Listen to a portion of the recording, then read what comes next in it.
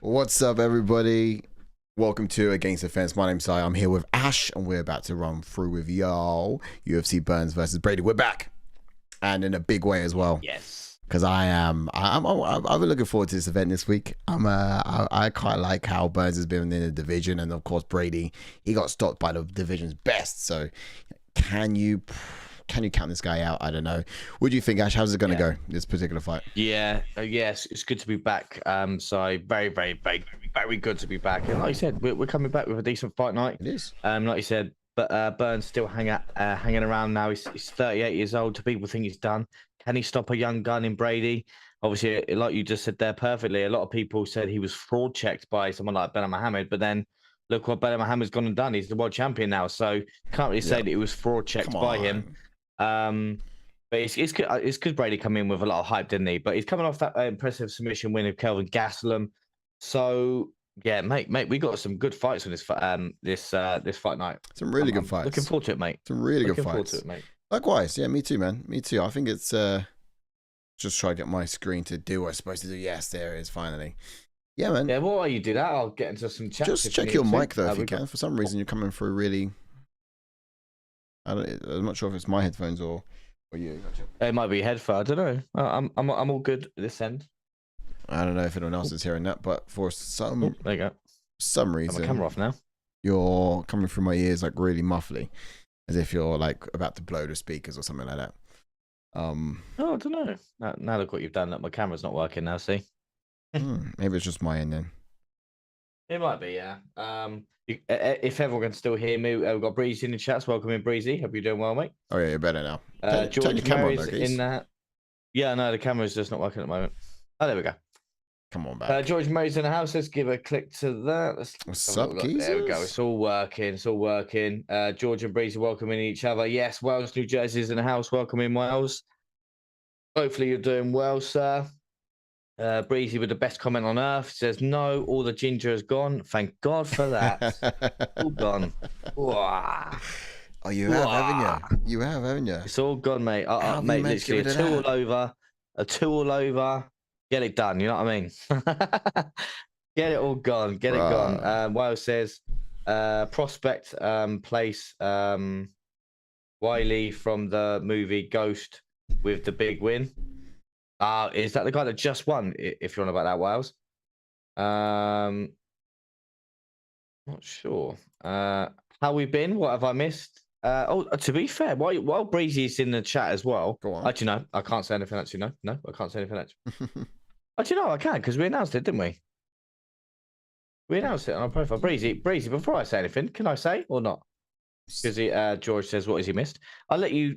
Take that as you will. We've had we've had a whole week without fights. That's happened so far, but we've been busy. We've been behind the scenes making things happen, trying to put new shows to the forefront for you guys. That being audio based, that being video based, that being interview sort of centric content as well. Like we just want to make sure that the fans are in the know, and you guys are having to hear everything that is UFC focused or based as well on this end as well. So yeah, we have been working hard. Don't worry. We had a week off. You guys had a week off, but we didn't.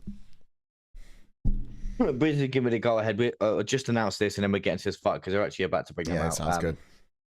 But yeah, so Breezy's kind enough. He's doing a little podcast. I won't mention any guests or anything or anyone that you've done so far. But yeah, just doing like a basically a podcast type content. So it's going to be on like.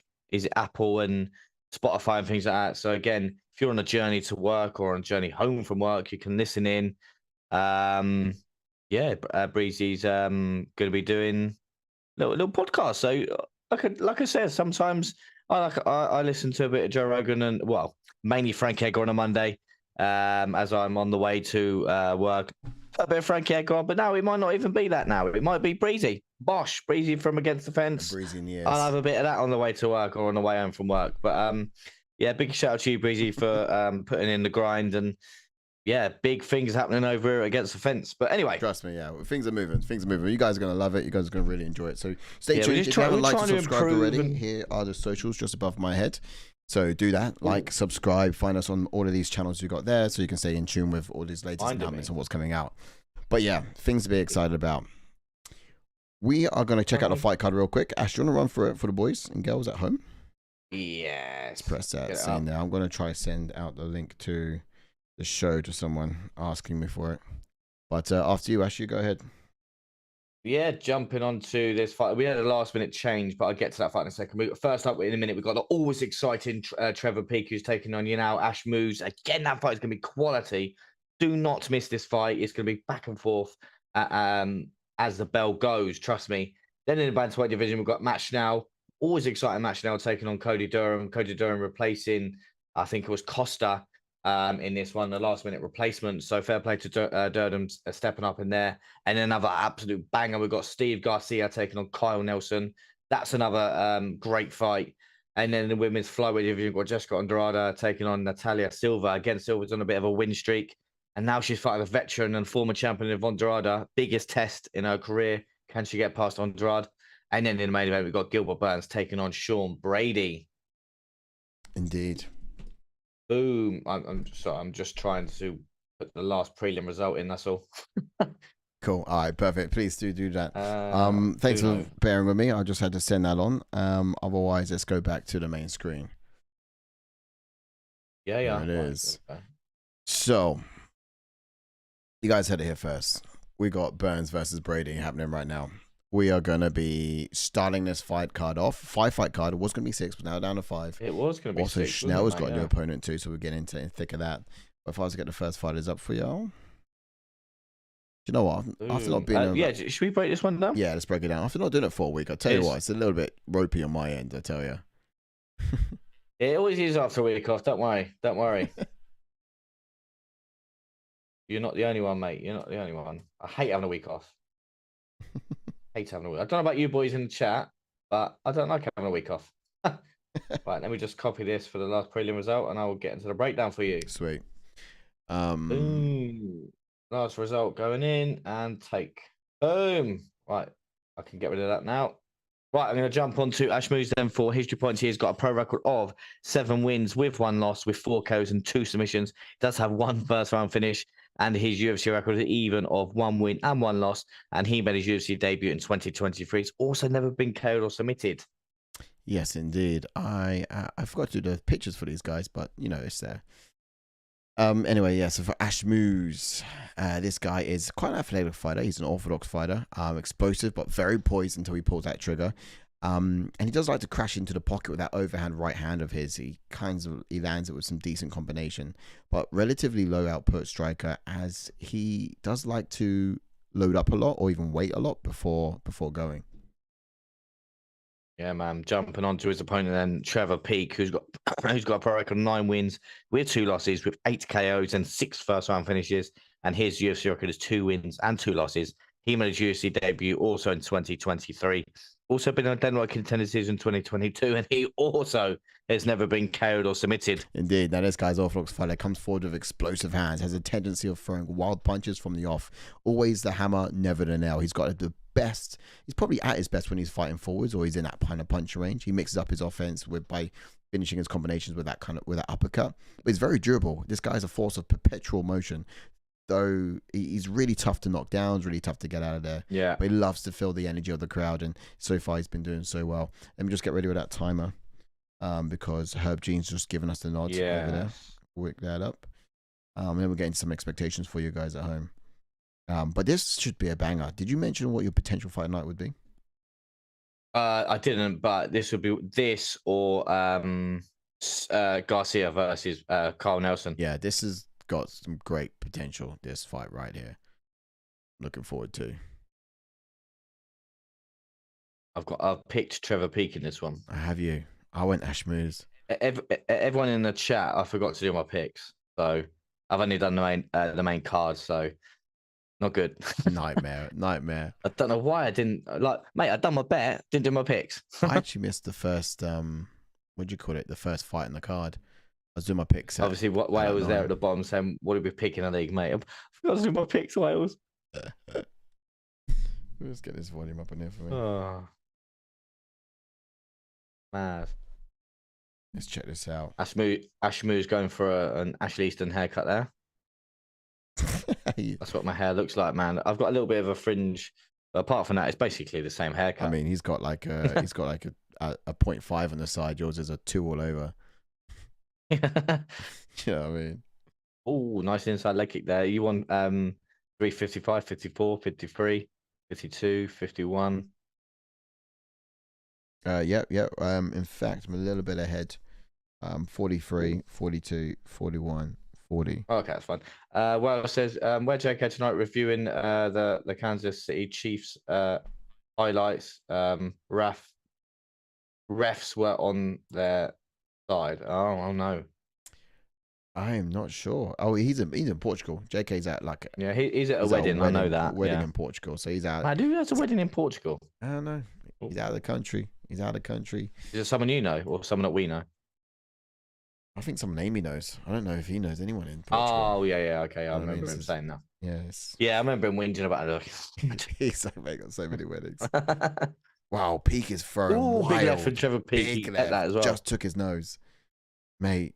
If Ashmouz was any more Jewish, oh no, bit too wild there. He's got taken down, which is typical of Peak. He does that. He does throw wild. Yeah, he does. Just gets wild. But just aggressive. What I will say is, whenever he gets taken down, he is literally relentless about getting up, unless someone can actually control him. Oh yeah, this guy's a force of perpetual motion. He just keeps coming. He's knocking. What's that saying? That what is it? I think I said a knockout in this fight as well, round 2. Yeah, same. I can't remember what I was going to say. But what did I love? What you said? Oh, the word I said before. Yeah, there's a saying. There's a new one now. There's a new one now. It's perpetual motion. Oh, is there a new one? Yeah, it's just. Yeah, I know, but there was another one. I can't remember what it was, mate. Damn it. Oh yeah, I know what it is. I don't know if I should tell you. It's what I used to say is the guy is pain personified. Oh yeah, personification of pain. That's the one. Pain. Oh yeah.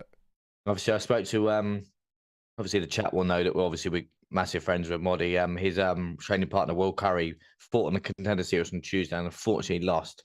Yes. But everything is all good with Will. He's in positive spirits and he's down, but he's never out. So what obviously these fighters, what they got to sometimes understand is never a loss. An L for a fighter is learning, not a loss. Is that what he said? Yeah. I like that. Learning from these losses. I like that. Yeah, it's never a loss. It's a L for learning. Although, oh, nice from Trevor Peak back to his feet. Speak to someone who's never lost before, and they'll be like, yeah. Oh, good knee from Ashmouz. Nice overhand. But sorry, I thought he was going to land a left. And the one thing I will say is this is a good fast pace, and we all know who likes a good fast pace like this, and that's Trevor Peak, and he digs deep. Can Ashmouz keep up with the pace though? Because he tied in his last fight against not his last outing, but one of his last outings against Chris Duncan, which was his last loss. No, he did, and that will happen if he. And I reckon Ashmouz is probably the more technical fighter, and I didn't find that what Trump's peak is technical fighters. If you can weather the storm. Breezy says, nice to see you back in the mix side. Can I book you in for a call over the next few days? Yeah, man. Hold on, bear with me. I'm just checking.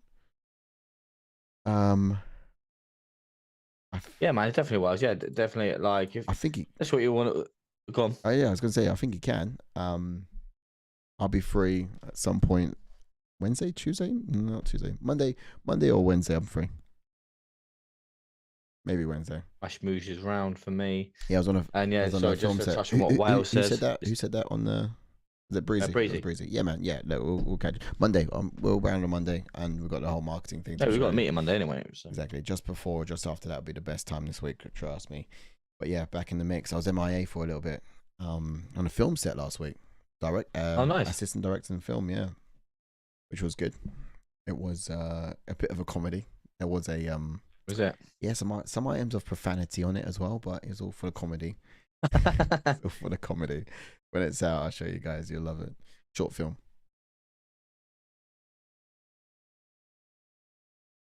How do you think that first round went, Ash? Yeah, I think Ashmouz took it for me. Yeah, he's a bit more of the technical fighter, as I was saying. I reckon he's I think the longer the fight goes, it's going to be Peak's fight. So I'm not too worried. As long as Peak can get this round back, if it doesn't go out of this round, then I think Peak can run away with it. Guys in the chats, if I sent you the link, or if you've got the link, what's your time? I'm in. Yeah, if you got the link, just let us know if we are at all jolty or lagging. Looks like your camera's lagging a bit for me, Ash, but I don't know if that's your end or if that's mine. I seem to be okay. Well, what I'm looking through Zoom, I seem to be okay, but yeah, you just never know, do you? No, not too much. Yeah, let us know. Just want to make sure it's a good experience for you viewers. Yeah, I'll see what I can do there. Yeah, against the fence family. See who I can boot off the Wi-Fi in my house too. That's what I was about to say about Ashmouz. He has great kicks. He does really good kicks. He moves quite well as well. Stays on the outside. Oof.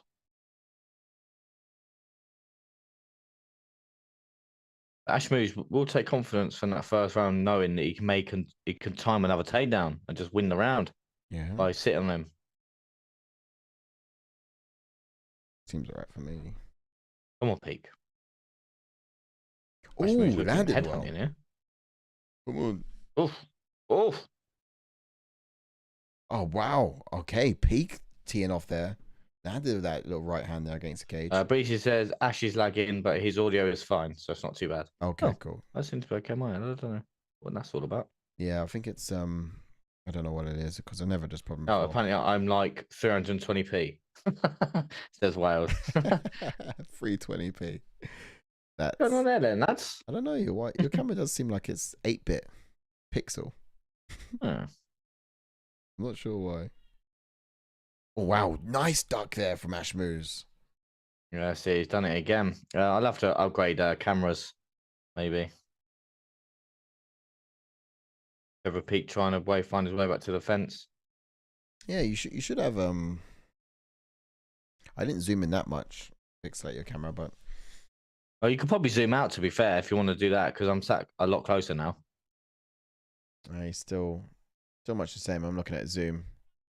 Here you go. I'll pull it. Oh, well, it's come out now. Kind of broke something. Don't know what you gone did, bro. Don't know what you done did. Yeah. Let me know on your back. But so far we're seeing Ashmouz being physical up against the cage here, tying up Peak. I don't think he wants that smoke. And it's smart. The more he's actually holding him against the cage, the less he's going to be at the brunt end of those fists flying. I know exactly. You still hear me, yeah? I can still hear you. Yeah, you saw your camera out? Yeah. It's just loading now. Come on, guys. Ah, mate. So you went with Peak on this one, right? Did, yeah. That's bloody. Well, I'll take it out and put it back in. That's Peak right here. So you went with Peak. I did, mate. Yeah. I went with Ashmouz. Ashmouz. There we go. Sounds like what you do when you courting your wife. Courting, schmoozing. That's what we call it. Yeah. Oh, unfortunately, when I changed scenes, the camera, the timer reset. The timer is no longer valid, but we are at 1 minute 32, 1 minute 31, 1 minute 30, 1 minute 29, 1 minute 28, 27, 26, 25, 24. For those who are looking to sync up, if you've got this experience going at home, do sync it up as well. Don't watch alone, watch along. Any other chats going on there, Ash? Let me know. Yeah, we got a big one from one thing I will say though. Two-toe. One thing I will say real quickly. Massive. Oh, gone. Peak loves a foot stomp, and I appreciate that. It's a little throwback, and he still does it. One of the few fighters that still stomp foot. Trevor Peak, love it. Massive salutes to Two-toe with the $4.99 donation. Yes, bro. He says massive salutes and respects to the ATF family, crew, and in the building. Cyan Ash, Wales, greetings from the entire club in North London. Well, hey, welcome. Hope you're doing well, you legend.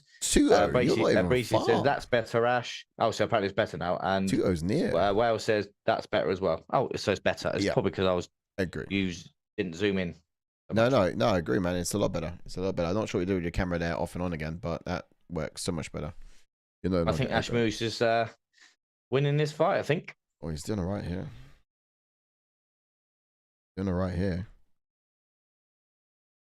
Hey, Tudo, thanks so much for that very nice little donation. And you said you're in North London. Geez, that's not even far from us right here.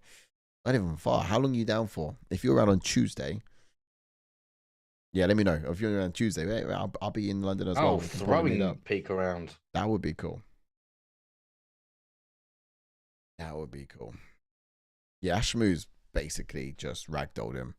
That's another round for Ashmouz for me, I think. Got to look for the finish now, I think, Peak, and that's what he's good at. But he needs to be wary if he does swing for the bleachers that Ashmouz is just going to time another takedown because he's done that twice now where he's ducked under. Why did you go with Peak? What was your rationale there? Just because it was going to be back and forth, and I see, as I said a minute ago, I see Ashmouz has slowed down in previous fights, round 2 and 3, and Peak comes strong 2 and 3, and he's a gritty fighter, isn't he? We all know that. Yeah. And if the takedown attempts like it is now is there, I thought Peak would just manage to get back to his feet, just keep going. He has got back to his feet, but a little bit too late in the rounds to sort of try and put a standpoint on the end of the round. Yeah, true. I think personally for me, I thought Peak is a bit of a bar brawler, and Ashmouz is a bit of a technical fighter. Oh yeah, 100%. Yeah. Based on that, I kind of thought, well, I reckon the fighter's gonna win, but at the same time, damn it, I paused the thing instead of pressing timer. My timer's in. What's your timer on? Oof. I don't know. I don't know what Contender Series things in the way. Okay, yeah. 440, 48, 47, 46, 45. Yep. 4. 42, 41, 40, exactly. Although I have frozen. You still there? I'm still here, yeah. Not sure why, but I froze up. Go back in. Oh, good right from Peak. I love how Ashmouz is switching stances a little bit. Nice. He needs to get his back off the cage, though. Nice kick. Peak needs to get into the striking range, though. He launches himself too far out. Oh. Nice uppercut there from Peak. Better, man. Peak's just a thug, though, isn't he? He's just a thug. A brawler.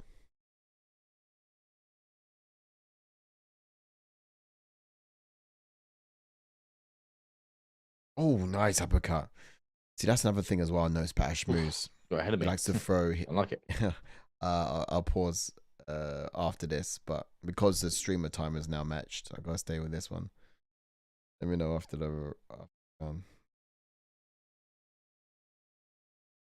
But what is it? Yeah, so one thing Ashmouz does though, right, Ash, is he throws that right hand. Sorry. And then he ducks his head to the left. And that's perfect if you got kicks in your arsenal, you can land that and knock him out. It's a weakness that Ashmouz is probably gonna get found out by soon enough. But aside from that, uppercuts from Peak have been nigh close. So it's just a matter of time. Maybe it could possibly land at one point, but the underhook. Don't go, Gilly. You're not gonna get it from there. Oof. Looks good. He's doing this at the right time in the round. Ashmouz is doing what he's doing now, where he always grapples at a certain point in the round. He does.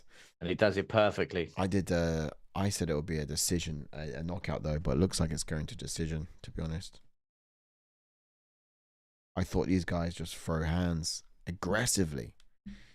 And so therefore, there's no way that it's not going to go to a decision. But I did discount the wrestling from Ashmouz. I should have considered the wrestling from Ashmouz.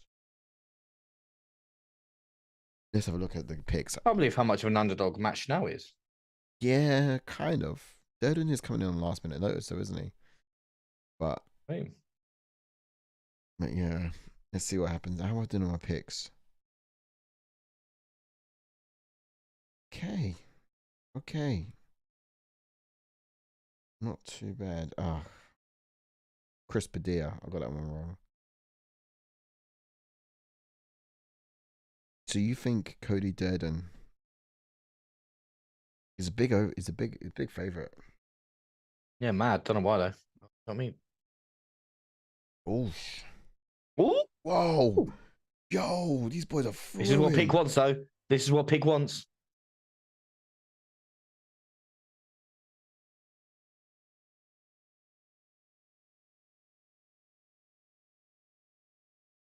Yeah, Ashmouz is just controlling it. Peak needs to break and just land in that striking range. He just needs to. Just needs to. Both on each other's legs. Wales says we're tied 4, Si. Tutor says, Si, we're leaving Monday morning, mate. We just had an away test. W, a win. Hey, love that. Yes, mate. Glad you got the W. Absolute solid. Love that. Ashmouz is holding on for dear life here. Mate, don't want to let go. Sometimes I hang around central London. I'll be in on Tuesday. Could have grabbed a coffee, man. It would have been decent. Mate. Tudo, though, you're the man. Thanks for your support. Thanks for your love. And I hope you've enjoyed it being in North London. Hope my ends have been kind to you. Can I call it my ends now, Ash? No, I'm not in London. Can I call it my ends? I'm near it. Herb Dean saying, come on, nice. Give him a bit of motivation. I think that means yes. That means yes, I can. Wait, is Ashmouz stomping now? Nah, it's all about Peak. No, Trevor Peak was stomping. Absolutely. So yeah, he's stomping now. Right, he does not. Canadian Bacons and Houses says, hey boys, sorry about the late arrival. No, welcome in. It's good to have you, my friend. Better late than never. That's what I always say. Exactly. Yep, I always say that. Because I'm never late. Wait, that's not right. That's not right. Definitely am. Better late than never. Better never late.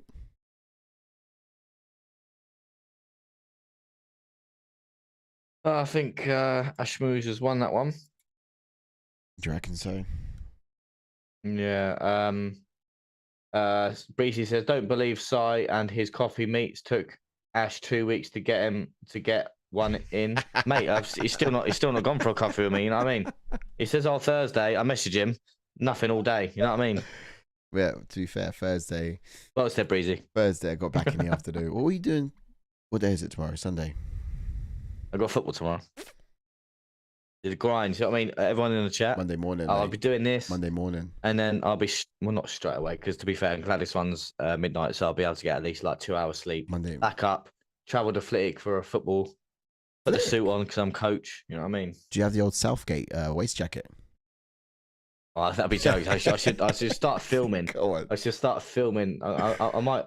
I've been thinking about doing that, but because obviously it's filming, obviously under 12, so I don't know if you're allowed to put that online or whatever. I don't know. Yeah, you got. Might be consent. You got to put the camera on the sideline, pointing at you, and just film yourself shouting at them.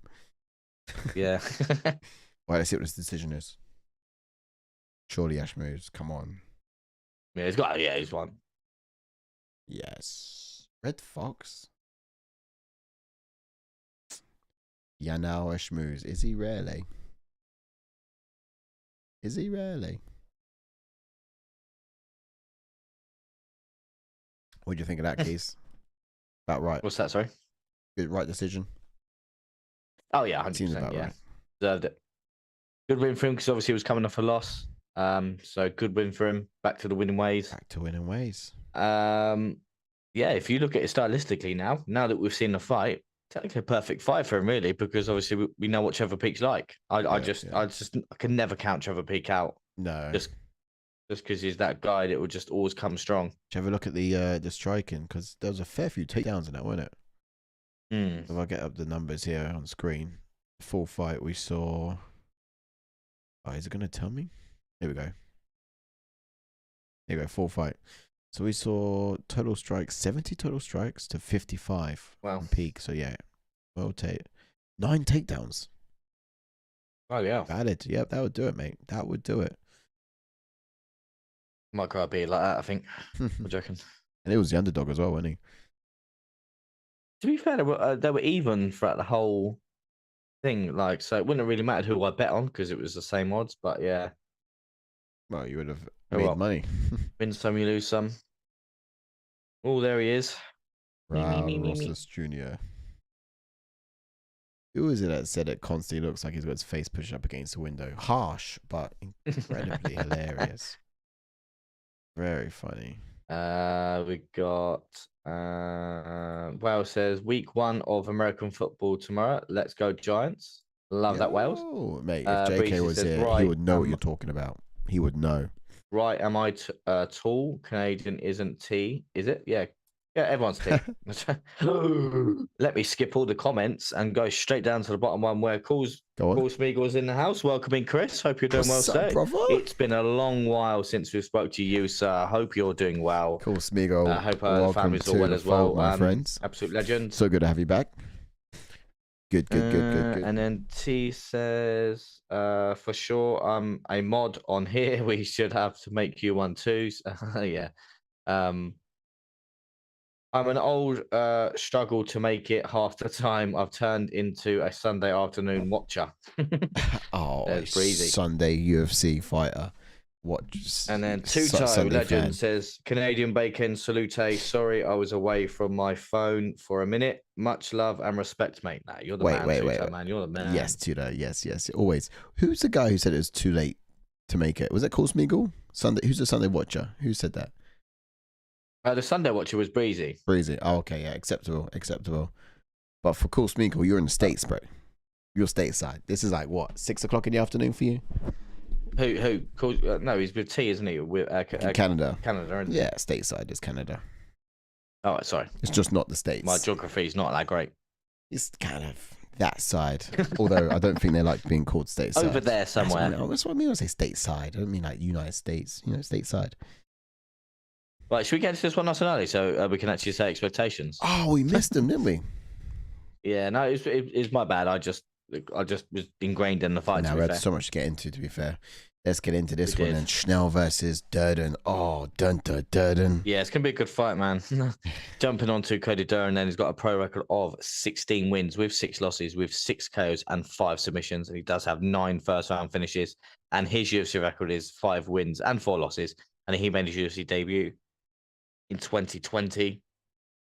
He has lost his last 2 fights, though, and he's stepping up on short notice.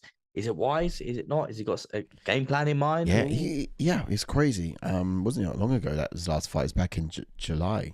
Look, this is a southpaw fighter. Battled the lead hand of his opponents before throwing his counter right, but also you can actually tell he loves to throw down in the pocket if the fight even ends up that way anyway. But he changes wrestling with his strikes really well. The way he throws his inside leg kicks is quite reminiscent of that his teammate Justin Gaethje, but he's quite confident when he's escaping guillotine chokes as well. Like this guy's got a fair. He's relatively. He's a dog basically. He's a dog and not too different from Schnell, which we'll get into shortly. Indeed. So jumping on to Matt Schnell, who's been on our channel before as well, legend. He's also got a pro record of 16 wins with 8 losses. Oh, sorry, I thought it was 6 losses. He's pro 16 wins with 8 losses, with 2 KOs and 9 submissions, and he has 9 first-round finishes. And his UFC record is 6 wins with 6 losses. And he made his UFC debut back in 2016. He also has lost his last 2 fights. So it's kind of a must-win fight. Maybe Cody Durden might get one more because he's stepping up and saving the fight, if you know what I mean. So if he does lose, it's maybe there's something in there to say, listen, if you do lose, you've saved us, saved it being saved the main card, if you know what I mean. So, but it technically is a must-win for either fighter. What do you mean lose? I'll be 1 sec. If you do go out there and learn a little bit with that L. Sorry, yes. If you do go out there and learn, sorry. All right, so look, he's an orthodox fighter, black belt in karate, purple belt in Brazilian jiu-jitsu, and he's well-rounded too. We're talking about Schnell here. Talented. Stay calm.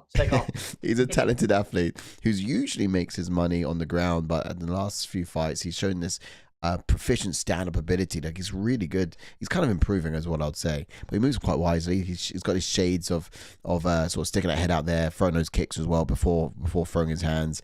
He kind of looks to telegraph his shots a little bit wisely too.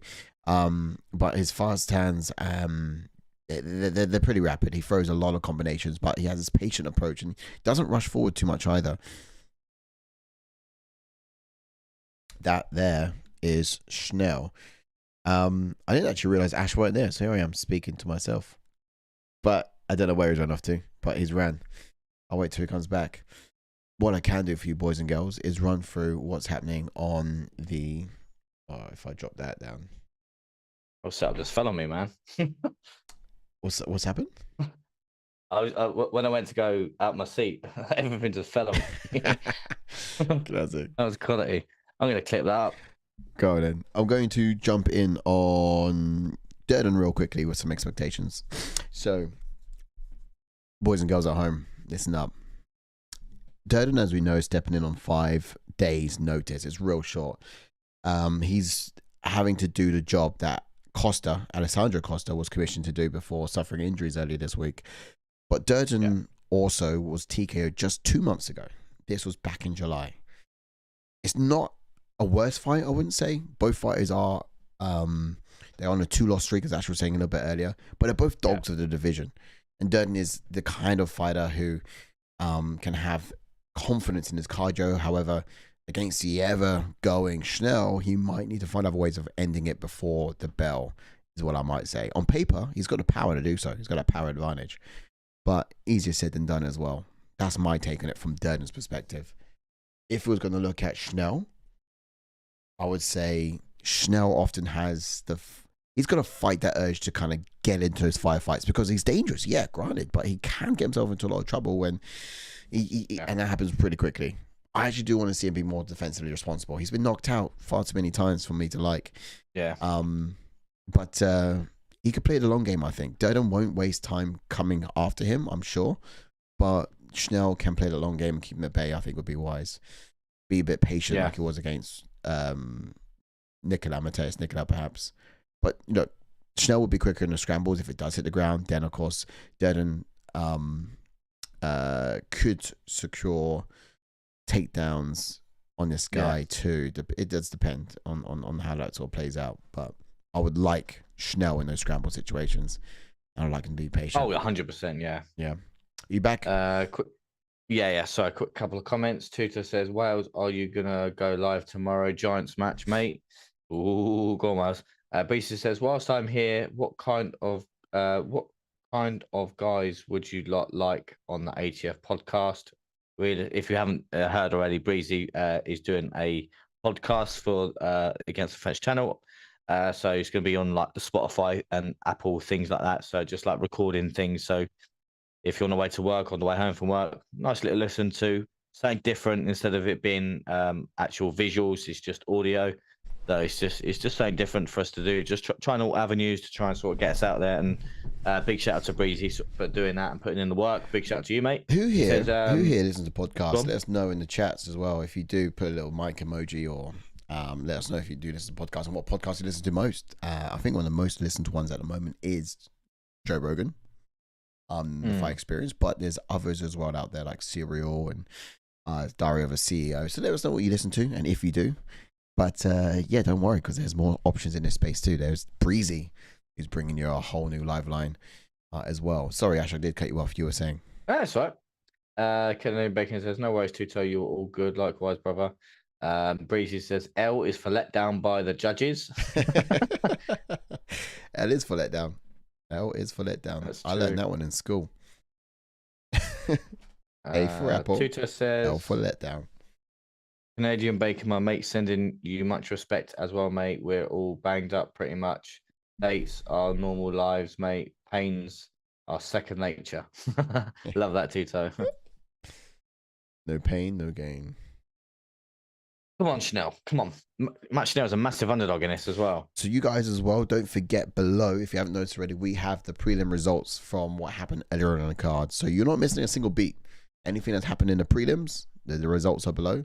We've just seen a decision win by Ashmouz. We're going into the second fight of the night now on the main card. Getting rid of that timer. Oh, that's a bit premature. When you're in, Ash? Are you in? Timer's in now. 57, 56, 55. What have you got? Yeah, probably just shy off you by 1 second, but it's all right. All right, let me know your time. 56, 55, 54. Wait. 53. Oh, big left, right from Schnell. Is that your time now? How much now? Your time now. What's it? 49, 39, 38, 37, 36, 35, 34, 33, 32. Hold on 1 second. Okay, countdown now. 26, 25, 24, 23, 22. Oh, they're getting into a bit of a brawl. Can't count anymore. Okay, no worries. Yeah. Let's watch it. Let's watch it. Match shouldn't do that, really. Oh, uppercuts right there. No, Schnell is going balls to the wall here. Oh! We should be doing this. No, Durden got wobbled a bit. This is the kind of fight I'm talking about. This is it. This is what Durden's good at, man. But I thought I'd get this from Matt Schnell and Nicolau, but not at all. This is the kind of firefighter I want to see. And Schnell's a dog.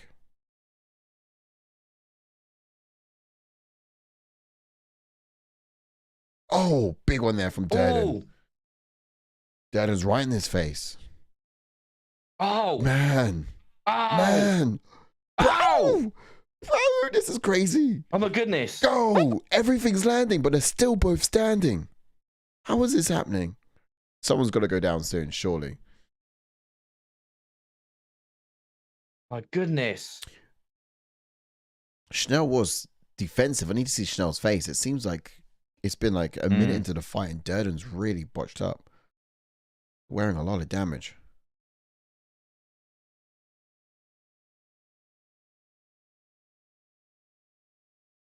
Oof.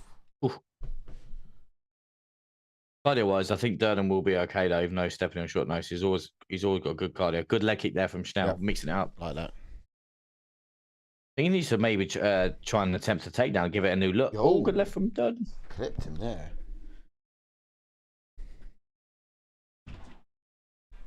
Oh, that was a big right from Durden. Try not to take my eyes. How did he eat that? Mate, Schnell's on the skates.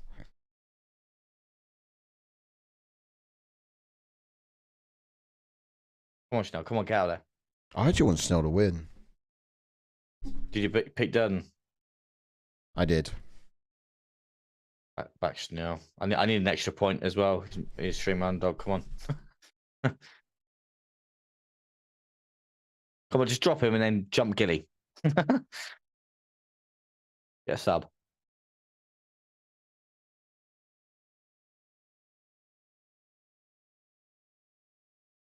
Oof, Jesus.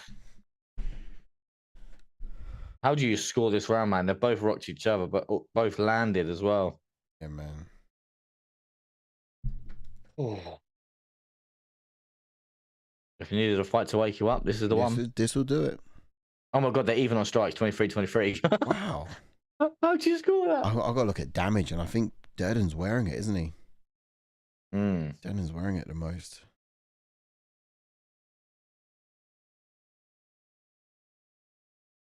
Oh, lucky. Oh, that just missed. Kicked right over him. I'm going to have to get the numbers up. This is too close. For those of you guys who are at home and want to see what's happening here in the fight, let's get the numbers up on the screen. Yeah, it's leg kick.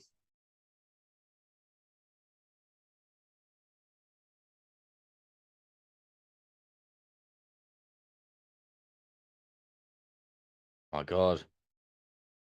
You see, whenever it gets quite close, Durden's usually a guy that will try and go for takedowns in fights to mix it up. Yep. He's not having none of these grappling exchanges. Whenever like he had a hold of Schnell, then just wanted nothing of it. Usually he's one that will try and go for a takedown or try and wear on him, try and take him to the cage or anything. He's having none of it just because Schnell's submission threat is there. Yeah, I mean, Durden is known for being able to string his takedowns as well. I mentioned it in the fighting style. You're right, but yeah, that's what I mean. Yeah. Absolute. What is that? What on earth was that? Minus points. Minus points. You've lost the fight just for that. Come on now. Yeah, bro. I reckon the judge here should be like, right, hang on a minute.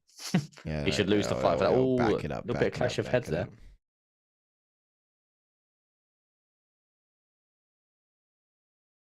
Oh.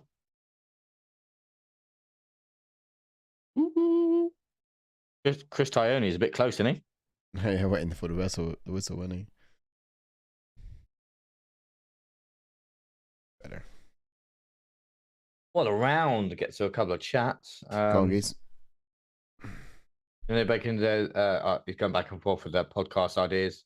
Canadian Bacon mentions he liked the one with Victor Henry and fighters like that. He says, of course, bro, Modi is a good friend of the channel, so that shouldn't be too hard to be nice to have him on the podcast setting though. And Victor seemed to enjoy his time.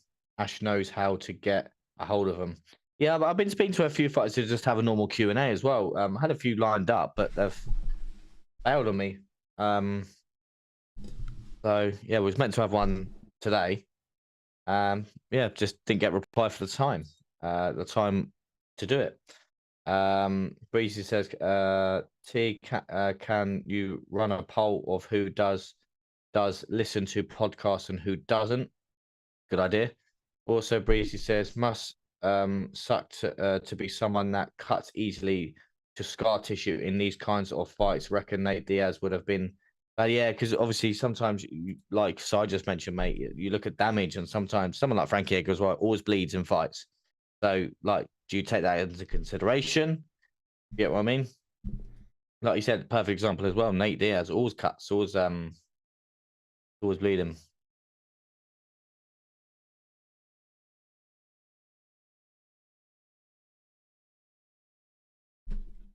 Oh no! Yikes! Oh, that's it. No way! No way! Is it? I was in. Wow! Oh, he's tapped. He subbed him. Wow, he's tapped out Matt Schnell. Wow. Round 2, Cody Durden. Wow, such a sloppy takedown attempt from Matt Schnell, and then just sinks it in. Wow, Unreal. He was tapping for his life as well. I thought we'd be able to get out of them. Short notice as well. Job done, son. I don't blame Schnell to try and mix up a takedown, but that was sloppy, man.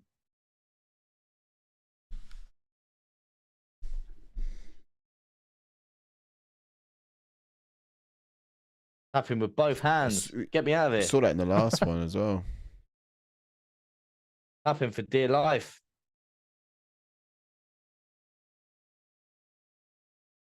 Damn it, bro. That's annoying. I actually wanted Schnell to... I reckon Schnell might get cut. Yeah.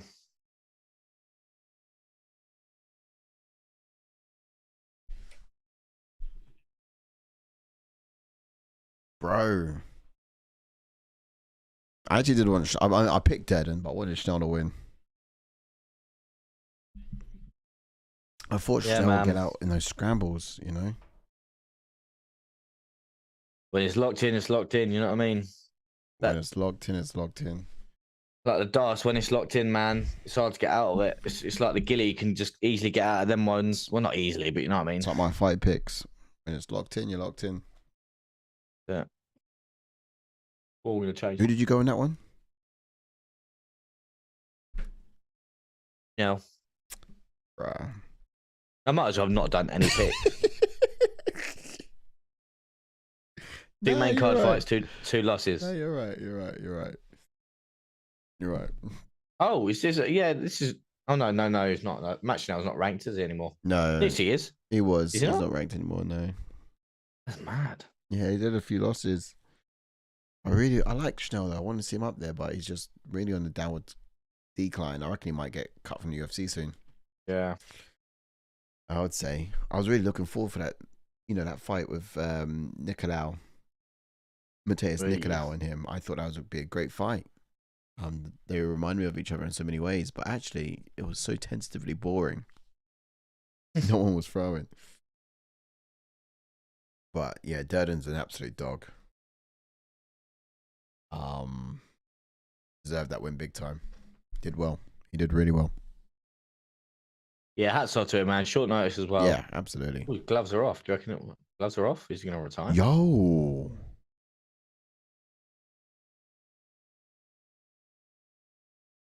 Four days notice. Yeah, but he did fight in July. He got TKO'd as well, to be fair.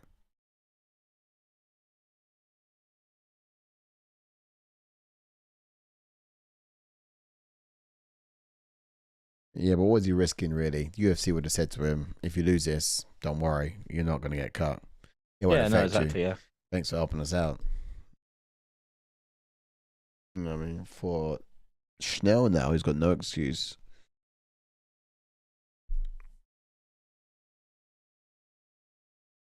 Durden's not ranked yet, but I reckon he could be. Question for the chat and you, Si. Go on.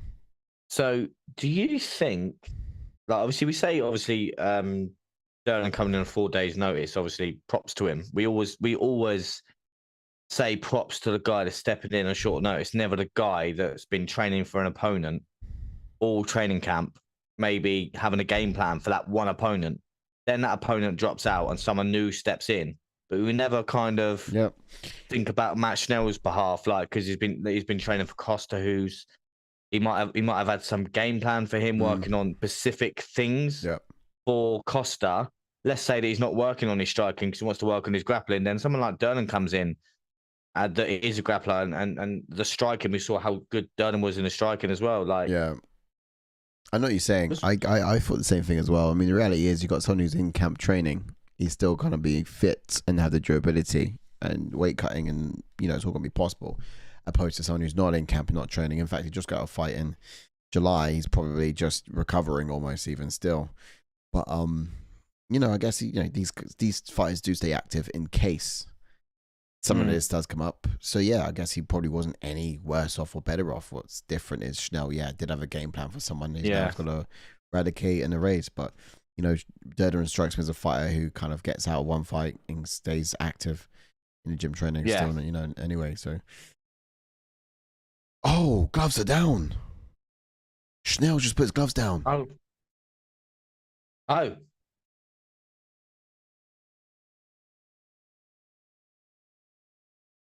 Man. Oh no. Really wanted a mic. I wanted him to talk to the mic. Oh wow. I wanted an interview from him there. I wanted him to say something. Good guy. He's just put his gloves down. Oh, Jordan's missing it.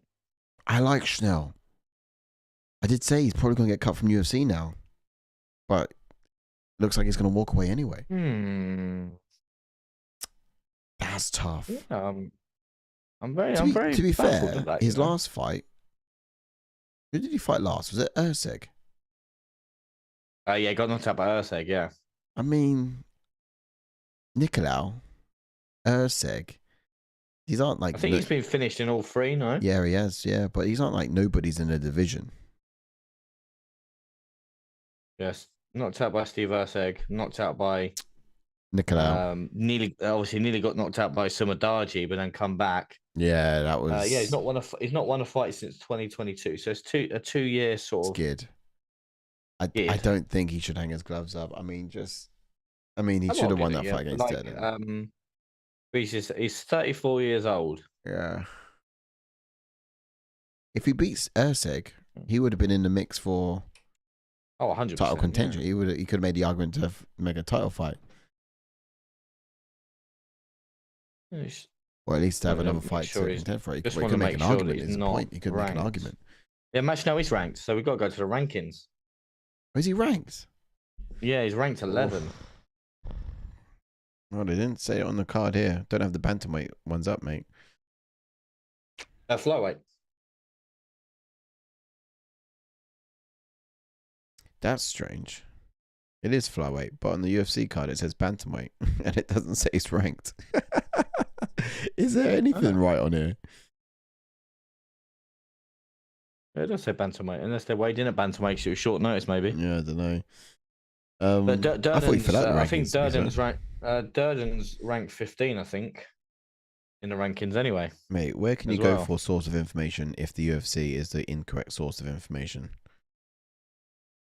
Okay. Cody Durden's ranked 15. Well, we just talk about it here. We don't have to go to the rankings. That's right. So Durden at number 15, short notice as well, taking out Matt Schnell. He's going to replace him at number 11. There's 2 fighters above him that are not fighting, have not fought yet. Tim Elliott and Manuel Karp. Can we do Manuel Karp versus Cody Durden, or would it more make sense to do Tim Elliott versus someone like Cody Durden? Be a good fight, to be fair. Obviously, you've got Tim Elliott that is coming off a win. He might try and aim higher. I wouldn't mind that. I think Tim Elliott's a good shout for Durden next, or even Matt Schnell. I'm not even being funny. Or even Steve Urseg just coming off a loss because he has such a big trajectory in the first place. So, Manuel Karp and Steve Urseg both coming off a loss, so they're not going to be fighting up. They're going to be because obviously Steve Erceg just tried to fight up again by fighting Kai France and lost. Why don't Manu Carb and Steve Erceg fight each other? Them two could potentially fight each other. That you're spot on. Them two could fight each other. Yeah. Or Cody Durden could arguably fight either of them. Could make sense, to be fair. Steve Erceg more so, just because he's probably more in his sort of rankings. I know Steve Erceg's number 8. Like I said, he had that trajectory. Even fighting Pantoja, he had that trajectory, didn't he? He moved a couple of spots. I guess you also got to consider the just fact from that loss, didn't he? True, and yeah, true. And he does jump up now above. The thing is, he lost against Bruno Silva, Durden. Yeah. And now he's jumped above him, fighting match now. Short notice. But yeah. Mad. Yeah. So he's climbing the ranks anyway. And then he could fight. When's that Nicolau fight with Asu? That's coming up soon, I think, isn't it? October. It's got a while yet. Okay, maybe that wouldn't marry up. Yeah, look, I think Tim Elliott's a good shout. Tim Elliott. And then Matt Schnell, if he was to stick around, he should fight. He would have to fight, I reckon, just to regroup, fight someone out of the rankings. Fight someone out of the rankings. Yeah, the next because he's on a free fight skid, so he probably wouldn't get anyone that's in the rankings. Probably get someone. It'll either be Bruno Silva or someone out of the rankings, yeah. Yeah, definitely someone out of the rankings to regroup. I don't know. Sometimes, for me, unless you've made the choice to retire before the fight, like obviously, like Frankie was going to retire before the fight, Robbie Lawler was going to retire before the fight, anyone else that we know recently, Korean Zombie, he was going to retire before the fight, because they knew that was their last stint and they had time to think about it. I don't think making a choice after a fight when you're technically not in the right headspace. You have just been bashed about for a bit. Yeah, might be a bit emotional. I don't know. For me, that's another question for the chat. Do you like? I mean, if you're going to retire, do you use that in that split second when you're in the octagon after a loss without thinking about it? I do think they think about it. Do you just put your gloves down? I do think they think about it. But also, what bothers me is that if that's on your mind going into a fight, that you one foot's at the door, then you're not going to fight at your very best, are you? So that does bother me when you kind of have that in your mind when you go into the fight. So if that was in his mind prior, really bad. And if it wasn't in his mind prior, you're coming off 2 losses. Then, that's actually so true. Could you imagine being taken down like so many times in a fight? Do you reckon that in your mind, like you said, you're halfway in, halfway out, you get taken down for the 4th time in the fight? Do you go, sod it, I'm not getting back up, I'm going to retire? Yeah, exactly. No, I'm going to leave this now anyway. Like, exactly. It's pretty bad when you have that going into fight. And if it was something he made a decision up after the fight, then he's just been bashed about for a bit. He's emotional, of course. Probably the worst time to make a whole career defining choice like that. So I'm on side of you, Ash. I don't think. And who did happen to before? Bronson. Remember Bronson? He retired in the cage, and then or on Twitter or something, and it turns out he still had a fight. Exactly. Because they sit down with their team. They may look at the fight and think, oh, you know what? Yeah, but that's what I mean. They go back and look at the fight and think, oh, that's what I did wrong. Yeah. That's what I'm saying. It's never a loss, it's a learning curve. Because he's going to look at that takedown attempt and think, that was sloppy. Yeah. I never take down opponents like that. Why am I doing that? Yeah. And then they watched the round 1 thinking, hang on a minute, I was catching him. Maybe it's a silly mistake. Maybe I shouldn't have retired. I'm catching him. I'm doing this right. It was only this because it's not like he got battered. Round 1 was competitive. If I was in Schnell's corner, it was that sloppy takedown, man. If I was in Schnell's corner, I'd tell him to hit the gym, and I'd tell him, answer to all your problems is behind these dumbbells. Lift weights, bro. Just lift weights as hard as you can. Improve your punching speed and improve your punching power, and all your problems will go away. He needs to be knocking guys out more. So because he was catching Durden flush. Yeah. But that's what I'm on about. He's gonna look at that. He's gonna look at the tape back, and he's gonna be like, "That takedown attempt was horrendous," and it was. And it's not like, do you know when you take down someone and then they sprawl? Yeah. You need to react to that sprawl. You can't lay there with your head. He just left there with his head exposed. Yeah. Someone's gonna wrap that up. Someone either gonna wrap a darce or wrap a gilly. I mean, like a scarf. Wrapped it up like a scarf. Exactly. Like it was winter. All right. Brady says, Ash, you should have been off the football coaching and be an MMA head coach. Well, I'm going to be in Side's corner for when he fights. So yeah, mate. We're going to have you in the corner, bro. That's going to be so motivating. Man, I can't wait to motivate you when you're around down. I'll be doing what they're doing. Rocky, do you know what's that? What's like flicking the sponge in your face? Mate, I mean, I'm 30 years old now, and I need to start back on my training regime because I've dropped off. I've not really given it anything since I turned 30. It's just been. I bet you've. I bet it's hard not being next to a gym, isn't it? It's tough. It's tough, but it's all right because I don't think Rocky Balboa is near a gym either. I'm just gonna have to get up early. No, he was just get out, go in the meat sheds and. I'm gonna join him. I'm gonna run down to the Everlast gym, I think, and start joining that one.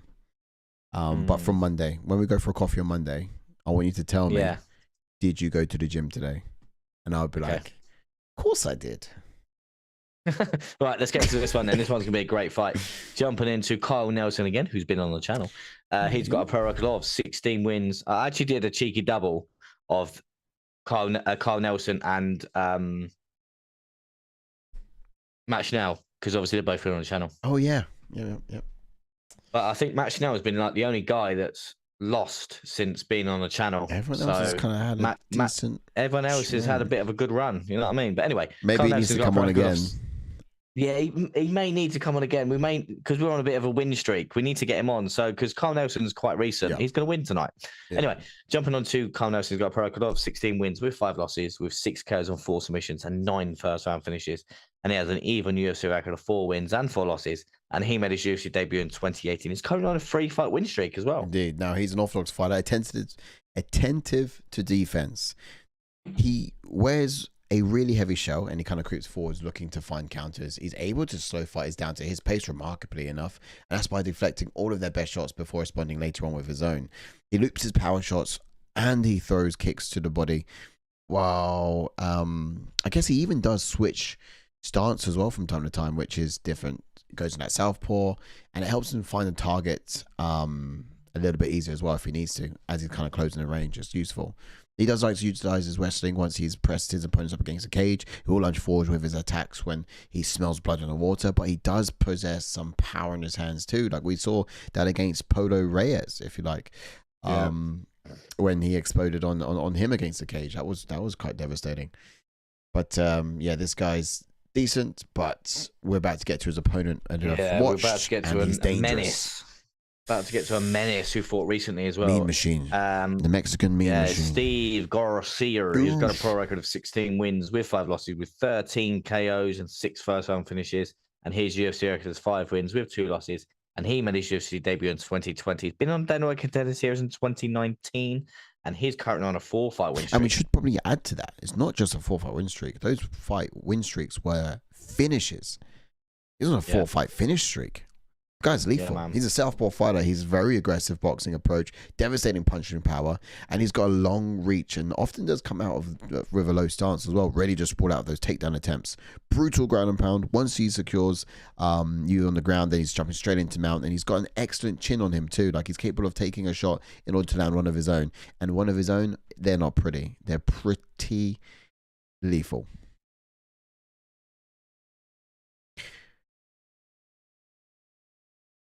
Garcia's got some looping punches as well, is what they're saying there in the commentary. But shall I get straight into some of the expectation for Garcia? Because I'm feeling a bit of a flow here. Never mind the fact that Nelson is in the prep point at the moment. To add to Garcia's fight style, as I was just reading off there, he is riding a 4-fight KO streak, right? He's knocking these guys out. This contender puts Mexican power on the scale. You know, I'm always talking about Polish power. This is Mexican power. You know, it's not just Mexican grit anymore. This guy's a machine. He keeps coming forwards. He uses that extended combination of his aggression to make this a real messy fight. That's what he's gonna want to do against Nelson. And his most favorable conditions are when the fight's messy too. Like he uses those uppercuts at the end of the extended combinations, and that's gonna be so useful to split the guard of Nelson, and just keep closing the gap, not allowing Nelson to compose himself. That would be essentially key for someone like Garcia in this one. Not allowing Nelson to reset, because Nelson does have his ability to slow fights down to his pace. Garcia can't fall for that trap. Should I talk about Nelson too? Yeah, go on, Go on then. All right, cool. So on the other side, blue corner, Nelson. He's gonna want to strike on his terms and get the and not get drawn into the brawl as I was talking about. Strike and reset as often as possible against someone like Garcia. Now, we've not seen Garcia in a decision for like last 4 years. Back in 2020 was the last time he went to decision. He didn't even win it either. It was a loss. So Nelson will want to remind him what it feels like to go 3 rounds, I'm guessing. Question is, can he weather the Mexican storm? Nelson will likely be on the back foot. So in order to slow the fight down to his pace, he's got to do something that's going to warrant Garcia's respect. And I'm not entirely sure what that would be. Maybe some leg kicks. Maybe it would be a telegraph punch. Catch him early. Yeah, but he's going to have to do something. I would love Nelson to win it. But for this one... You got, yeah, that's what I mean. I wanted to go, no, I wanted to go Garcia. I went Nelson. I went Garcia. That's probably another L for me. Might as well not done my picks tonight because I woke up and I just thought, bloody hell, I forgot to do my picks. Yeah, so it was up and picked. It would be great to get Nelson on. But I did go Garcia on, and I can see how Nelson would get it done if he does. It would be defensively responsible, and it would be committing to the long game. But I can't quite recall the state of Nelson's chin. I think he does have a good chin, doesn't he? Yeah. Because, yeah, he's just got to have to weather the storm, and his chin would be how I'm confident he'll do it or not. Yeah. Let's change this ticker, right? Let's get some announcements up there. We've already had a look at the prelim results. Some announcements running along the bottom. Feel free to feast your eyes. Go on, I'll check out some socials too. Guys, like, subscribe if you've not done so already. There's our socials right above my head. We're about to get into this third fight on the card. We're whizzing through tonight, aren't we? Kyle Nelson versus Steve Garcia. And what I'd love to see is another finish. Now, if Garcia gets his way, that's probably coming within the next 10 minutes. Yeah, exactly. Yeah, it's coming within the next 1 second. It's coming right up. Just given the fact that this guy's been stopping people for 4 fights on a trot. Greg Jackson in the corner, man. It looks very long for the division as well. Those hands, man. Those hands, they go on for days. Some say they had to put pockets in his socks so he can actually use them. Then... Could you imagine he wins and then gets the last minute on UFC Noches? Oh, okay, right next. Yeah, that would be good. Next week. The word wouldn't come out my mouth then, you see. Why you were like, what are you on about? Yeah, I was like, Noches? What were we talking about? Noche. The Noche. Yeah, so we got a surprise for UFC Mexico, man. Yeah, bro. In Mexico. Oh, are we in? Are you in? Yep, I'm in. I'm just trying to. Oh, wow. And that's what I think. I think this is what Nelson needs to do. Wear on him. Go use that wrestling. This is good for Nelson. Yeah, the more that they wrestle, no, exactly. Just he stays away from the power. I watched Garcia's fights, and the ones where the opponent was wrestling, they survived longer. If they didn't wrestle, then they weren't really surviving past round 1.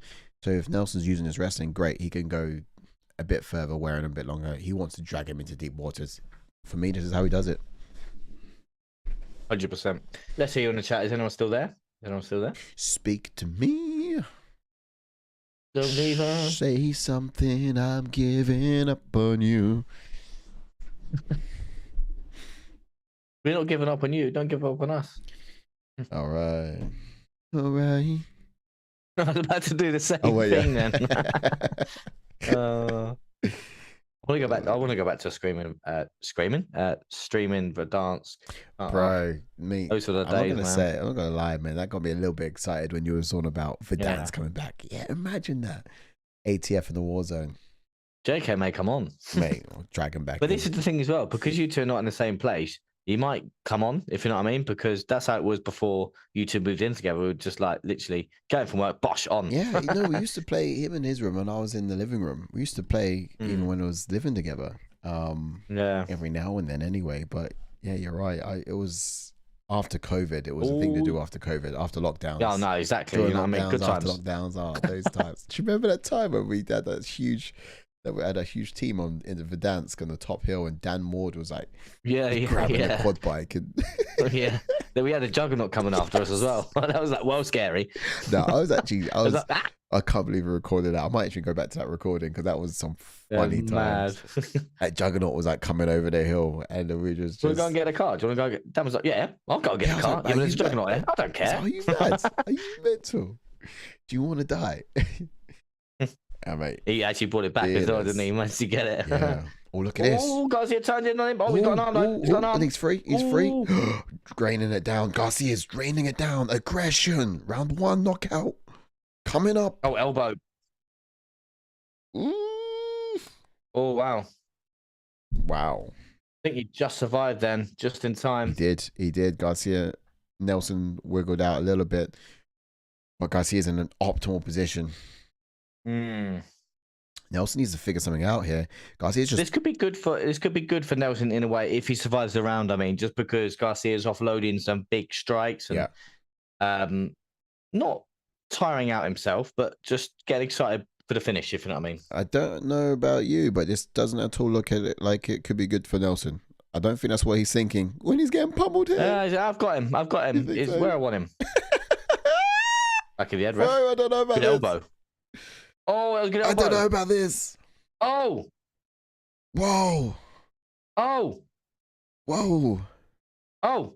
Teeing off. Absolutely teeing off. Nelson's still alive. He's still alive. He's still alive. Oh. Good job turning to the side there from Nelson. Yeah, not bad. He managed to know he's getting his wits about him now. A little bit. Superman punch. Superman punch? What time you on? I thought he was going to jump and Superman punch down on him. I was like, we watching the same fight? Because they're not even standing for Superman punches. No. Do you know a jump on the floor and look at those strikes? Oh, the elbow done him. Oh, he's lying down now. 5. Oh, and that's it again. Steve Garcia round 1 again. 5. Steve Garcia straight TKOs Kyle Nelson. Knockouts. Wow, this guy is a killer. 5 KOs in a row. Look at that mouse on the back of his head. Wow, you see what I mean? Legal strike. Disqualification. That kind of shows as well. The fact that he's got a mouse on the back of his head shows that that's something landed there. What striker did that, though? Nice reversal. Why did he never close the guard, man? Why did he never close it? Left it open, left the gate open. Something must have been back of the head. What was it? It was that, I think, one of the elbows was. Yeah, that elbow dead. Yeah, that just flew before this point. Oh, yeah, it was. Right to the back of the head, yeah. Yeah, and look at that elbow to his temple right there. Yeah, mad. Dunzo, bro. Guy's a menace. Absolutely. Round 1. I think I said round 2. Another L for me. Ash, do me a favor. Yeah. Who did you put in the next one? I just need to pick opposite. Yeah, no, to be fair, mate, I actually went for the underdog in that one as well. I went for Andrade. Okay, so cool. Everyone go for Silva, yeah? I did go Silva in that one. Feeling a bit confident about it now. Now in the main event, who did you go for? I actually went Brady as well. Sweet. Okay, I went Burns. I'm happy. You've actually gone opposite to all of my picks. Yeah, man. I wonder. Ooh, I was going to say, if we went the same on any of them, I might have to start changing. Yeah, no, definitely would, mate. but yeah, you've literally picked everyone I didn't pick on the main card so far. Did you get out the right side of bed? No. Although I do think Brady does have a chance in this, a very good chance in this. Can't remember why I went Burns in the end, but I can see Brady getting a win. Oh, yeah, it's too close for me to say for sure. Not my most confident pick is what I'm trying to say. Not my most confident pick. Yeah, it's a tough one. There's another podcast, DC and Chill, every Monday and Thursday, but it's not the old breezy, is it? Yeah. It's not the old breezy ATF podcast. You know what? I'm going to create a graphic for the screen, so we're just going to press a button and the ATF podcast is going to show up.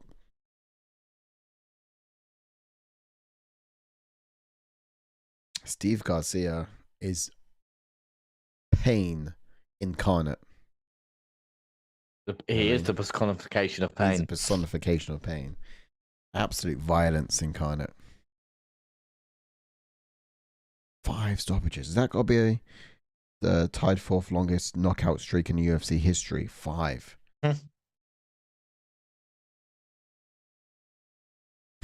What's quite funny about that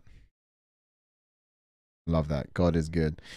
What I do find is quite strange about his speech is he started off with, when I was a boy, I was dreaming about moments like these.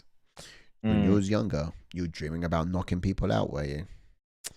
Whoa. Yeah. Red flag. Whoa. That's something. But I do stand by this guy and respect his faith. He's got confidence in something. But he's dangerous still. They're wild.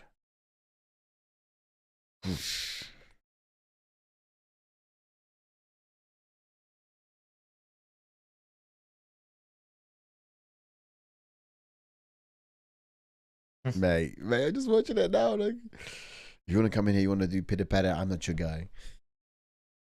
He just comes in and gets after it, doesn't he? A bit like who else does that? Yeah, no, exactly. Just looking at that comment that was coming. Welcoming Rahul. Welcoming. He said. Yes, bro. He says. Yes, bro. Carl Nelson lost this fight because he did not apply the body lock. 100%. I said a second ago that or the body triangle from the back. So Steve Garcia swung his wrist and then start the ground and pound 100%. And I mentioned a minute ago when we was watching the replay, he left his legs open and 100% well spotted there as well. Yeah, good trick. Just it's easy to sort of, not easy, but you know what I mean, to sort of turn in, just a little bit of explode. Bosh, you're in on guard, aren't you? Yep. Before you know it. No, he is Diego Lopez. D-Lo. Welcome in. Don't forget to drop a like on the video, you legend. Yes, thanks for stopping by. Co-main event already, man. Wow, what an event. This is tying up quickly. I'm not mad at that. I wonder what they're going to put in to fit it. They're going to definitely talk about next week's pay-per-view coming right up. They're going to do another promo for it, I reckon. I'm not sure if they ran out. Yeah, definitely, because there's another finish with it. Yeah, exactly. They're going to have to fill up the space. Oh, no, what are they using here? City Wolf. Yeah, that is it. Promo for next week.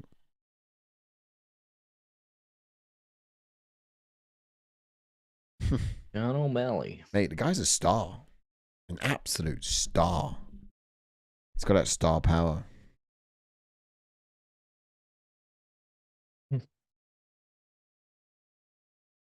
Oof. He does have some sick highlight reels though, bro. He does, doesn't he? He does. Yeah, some of the best, man. Some of the best. The guy's a gangster. But, yeah, man, I wonder. Mad. Sugar by KO. Mate, that knockout too. I can't believe it. I don't know what this guy keeps doing to get to where he is. Sugar Sean. Have you seen that sorry, have you seen that video of Sean O'Malley's coaches during the Sterling fight? So as you see, obviously Sterling there was quite sloppy with his entry because he was coming in and then lunged forward. Sean O'Malley's coaches shouting, Sterling, you've got to go. Sterling, you've got to go. Yeah, to obviously encourage him to sort of go. And then as soon as he said, there's literally the timing of Sterling, you've got to go. And then he goes forward and bomb, Sean O'Malley lands that right hand. Yeah. I remember hearing that. Basically, his coaches were telling him the wrong thing, so he couldn't tell where it was coming from. Crafty. It's gonna be an interesting fight, though. Can he stuff the takedowns and survive the relentlessness of Rob?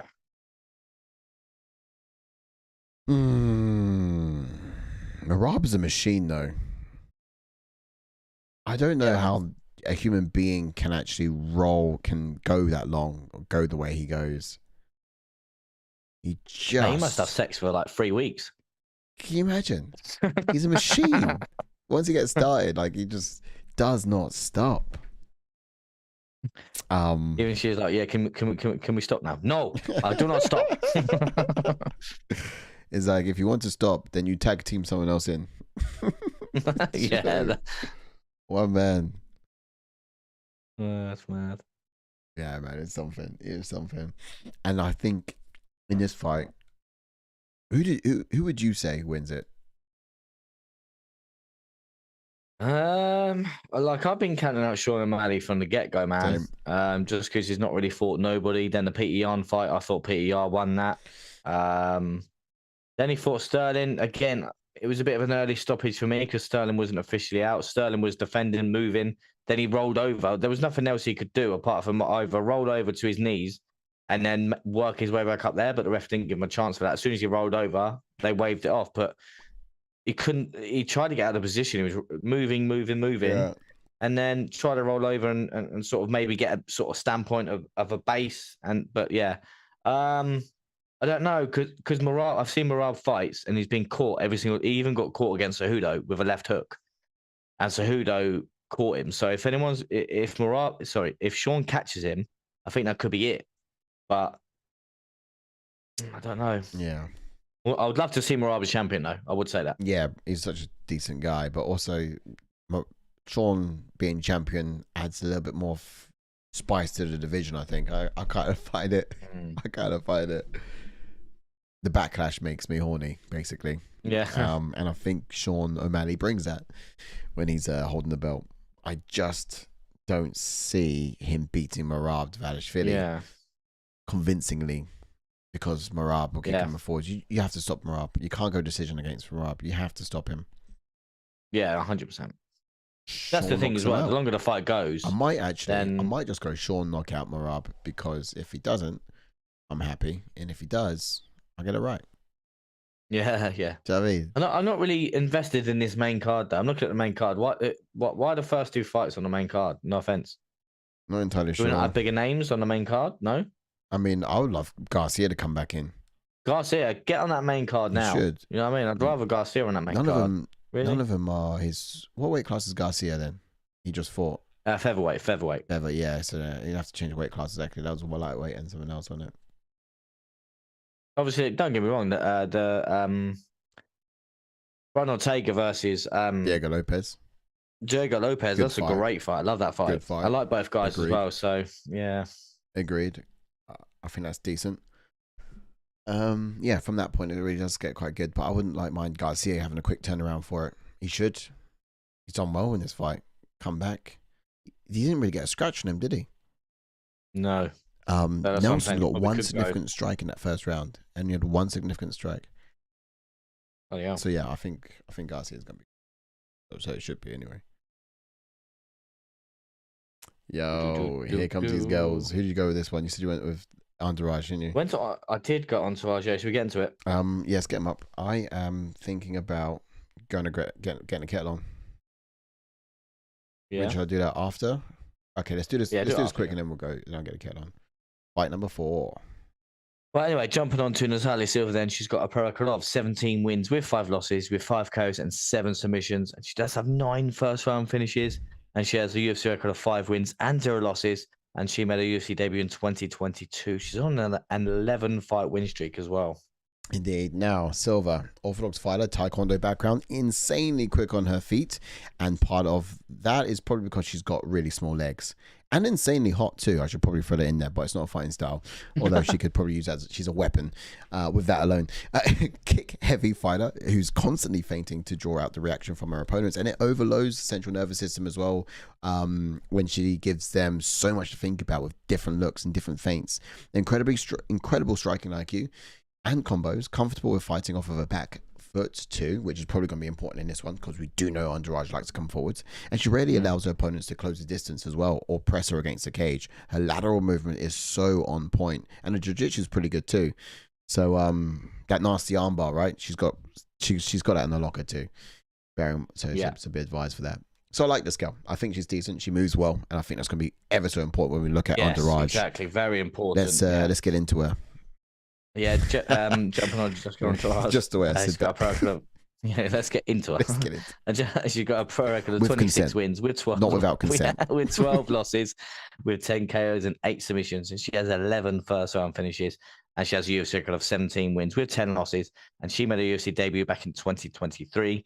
She is a former strawweight champion. She's currently on a 2-fight win streak, getting back to winning ways and back on a bit of a win streak after a bit of a downward spiral, as they say. She does have the most finishes in the strawweight division, which is 6. and she does have the most wins in UFC women's history, which is 17. Yeah, man, mad, insane. Andrade has been doing this since it began. From day. So her fighting style, here we go. She's an orthodox fighter, black belt in Brazilian jiu-jitsu, and she keeps coming forwards. She dips her head to the side to land that shot to the body, but not necessarily the most technical of strikers, but possesses a lot of power in her hands, especially for this division. The way she rocks her body side to side and just throws it overhand. Oh, you don't want to be on the receiving end of that. Because you will have no answer. Now does a great job at getting her head off of the center line, slipping the first punch so she can close the distance. She's very educated striking, and it's like, I guess it doesn't move for the sake of, she doesn't really move for the sake of moving, but I would say that she would look to find creative angles, striking angles as well from time to time. She could move a bit more, 100%. Is what I'm trying to ascertain with that point. Now, once she isolates that leg, she's looking to pick her opponents up from the big slam, and that probably goes to the extent of what her wrestling ability looks like, but she is fairly physical if she decides to put hands on you. Okay, that's the Andrade. Let's talk about these girls in terms of expectations. What do you think is going to happen? Silva, gonna run that one, or should I? Yeah, I'll run into one. Yeah. All right, tell us about Silva. Right, so yeah, for Silva, what I'm expecting is this is, as we know, as I said before, this is our toughest test to date. But Natália's enters into the octagon tonight with her with new motivation after suffering the loss of her sister 4 months ago. This is her first fight back since. So again, that's a little bit of added motivation to get the win for her. She will need to control the distance, move away from Andrade's power, a power side, and counter straight down the middle before moving again. Andrade struggles with opponents who move well. I think Silva can do that if she puts her movement on and hands together. Just doing Jordan gestures right now because Jordan likes to do some gestures. I think Silva can do that if she puts her movement and hands together well and not get stuck on the octagon side. She touches her on the outside and look good in this. Yeah, good hand movements, man. You sold it to me. Yeah, I agree. I think that point about her sister, I read up on that and I thought that was pretty deep, man. She has new motivations to get it done this time. Not that she needed it because she was doing so well before, but rough. Imagine losing a sibling just 4 months ago. So yeah, she's back. She would have been back sooner if that didn't happen, is what I'm saying. Andrade though, right? She competes across 2 divisions. She fought for the belt 3 times. And she actually won it once as well. She finishes most of her fights, and for that reason, she's probably one of the best gatekeepers, that the female division has ever seen. And that's my own personal opinion. And I do think she's fantastic at stopping the next bits of talents from rising and just staying relevant. She doesn't go too high, she doesn't drop too low, but she stays entertaining and relevant within her divisions. I say divisions because she can choose at this point whichever one she wants to take. Yeah. But tonight she's actually commissioned to stop a very talented prospect, Natália Silva. And I think she's probably going to load up on her punches and bully her way into the pocket. Now, it's going to be important for her to make the octagon as small as possible if she's going to be effective with her striking in this one. And so I liken her to be the aggressor, come forwards, but also be very aware because we do know Silva can fight off of a back foot. Yeah. No, definitely. I know you're going to get into it in a second, but yeah, I think Andrade needs to make this get in her face and actually use her wrestling because she's going to be the bigger girl in this. She's going to definitely have the strength advantage. Obviously, Silva's quite small. Yep. So definitely, mate, I think it may not be the game plan, may not be the approach from Andrade because she likes to stand and bang. Mm-hmm. But yeah, I think if she can utilize her wrestling, like you said about doing some slams and things like that, I think she could pick up the W that way. Yeah. No, she could. She could. And if Andrade manages to catch her and knock her out, we could probably be on track for one of the fastest fight cards of all time. Yeah, very true. You know, it's going at some incredible pace. Oh, you've been getting these reactions as well, yeah? Got the last one, yes. Can't remember if I got one before that. I've got 2. How many have there been? What was the first fight on the card? We just said Padilla. No, Peak and Durden. Oh yeah, that was a decision. That's fine. Okay, yeah, so there's been 2. Yeah. Didn't expect that to be a decision though. No, nor did I. The one fight I didn't expect. Yeah. I thought the match Schnell Durden one. I thought that would have been a decision. And then I did not. Obviously, I expected the Steve Garcia one to be a finish. Ashmouz, yeah, Steve Garcia one. Yeah, I thought that would be a finish. I put that one down as finish. Is Silva the small one? It's very quick. Say again? On the feet, yeah, it is. I was just thinking is Silva the one that's quick on the feet. Yeah, she's good. She's good. She skates. She gets her skates on. Yes, sir. Yes, sir. Yeah. You're still there in chat. I see you. Who we got in this one? If you want to get a pick correct, I pick Entourage, so Silva's going to win. Wait. Yeah, okay, that's right. Why did you didn't even go, that's an extreme underdog. It is, and I'm baffled why a former champion and very still talented Entourage is an extreme underdog. When has she ever been an extreme underdog? All it takes is one, and it's a change of a fight. That's so true. Silva's the quick one, fair enough. But you can imagine Entourage catching her. It's game over. Yeah, because she will hunt for that finish no matter what. Decision or knockout? KO. What round? 2. Matt, you could get 4 points. I could get 4 points and then I'm bosh all out there. You know, cool. Could you imagine I did that with who else was an extreme underdog that I'd done? I've never had. Match now. Did you? I've never had an extreme underdog. No, it wouldn't have been Match now. He's not won it. Yeah, Match now was he was an extreme underdog. Yeah. Oh yeah, but he didn't win. Oh okay. No, he didn't. I'm just saying that. Could you imagine I got two blooming 4-pointers and 8 points back up in the league? Wow, that would be good. We got Raul back in saying love from India. Welcome. Yes, Raul. Very kind of you, sir. Much do you want to love. get all your friends Thank in? you. Give us some love as well. Respect. The chat is very quiet today. Do you want to get some of your friends in? And we can start talking all things MMA. No, indeed. And get the conversation going, mate. Because what it's been very do you quiet listen tonight. to, Raul? Let us know. Interested to find out. Yeah, we need some more activity in the chat. On fight nights, man, but right. it's a tough one. It's the grind that we've got to put up with, man. It is a bit of an earlier one as well, which I'm grateful for. Because I got a bit of a day same. tomorrow. I'll get a bit of the same. I got football in the morning. How was your First week? Game of the season. How was your week this week? Because I've been MIA, man. I've not really touched into the chat. I'm just trying to think. Oh yeah, because I got back from holiday on Wednesday. Oh yeah, how was it? Yeah, no, it was good, mate. It was good little breakaway. You got back. Nice. Jordan went away, didn't he? That was it. You wasn't in the Monday meeting then, no? No, I missed the Monday meeting. I was still away, unfortunately. But yeah, no, it was a nice little break. It was just a last minute thing, but definitely worth it because obviously it's just getting the kids away. It's nice, mate. It's nice. Yeah, man. Oh, hello. We got old Captain Raff donating $2. Says salute everyone, Raff in the building. Salute to you, Mr. Raff. Hopefully you're doing well. Hopefully we can try and squeeze a little catch up in next week because I know you like to do a little pay-per-view breakdown or a pay-per-view talk. I will try and jump on with you because Sai's done the last 2. I think you have. I have, yeah. I mean, honestly, the best time. I'll try and jump on that, Raff, best time for us to do it or me to do it would be straight after our breakdown show. 100%. I'll try and jump on that, Raff, for you if you're still there and you're still listening. We're just continuing for another hour. And for you, Raff, it's worth it. Yeah, you're the man, Raff. But yeah, if you're still there, Raff, we'll have a little talk. Drop us a message. I'll try and jump on. And I won't try. I will. I'll jump on with you. I love it. And I don't know if you haven't seen already, but Jordan did a video on YouTube about what we want to see at the Sphere. So if you haven't seen a video already, go back on YouTube and search it up.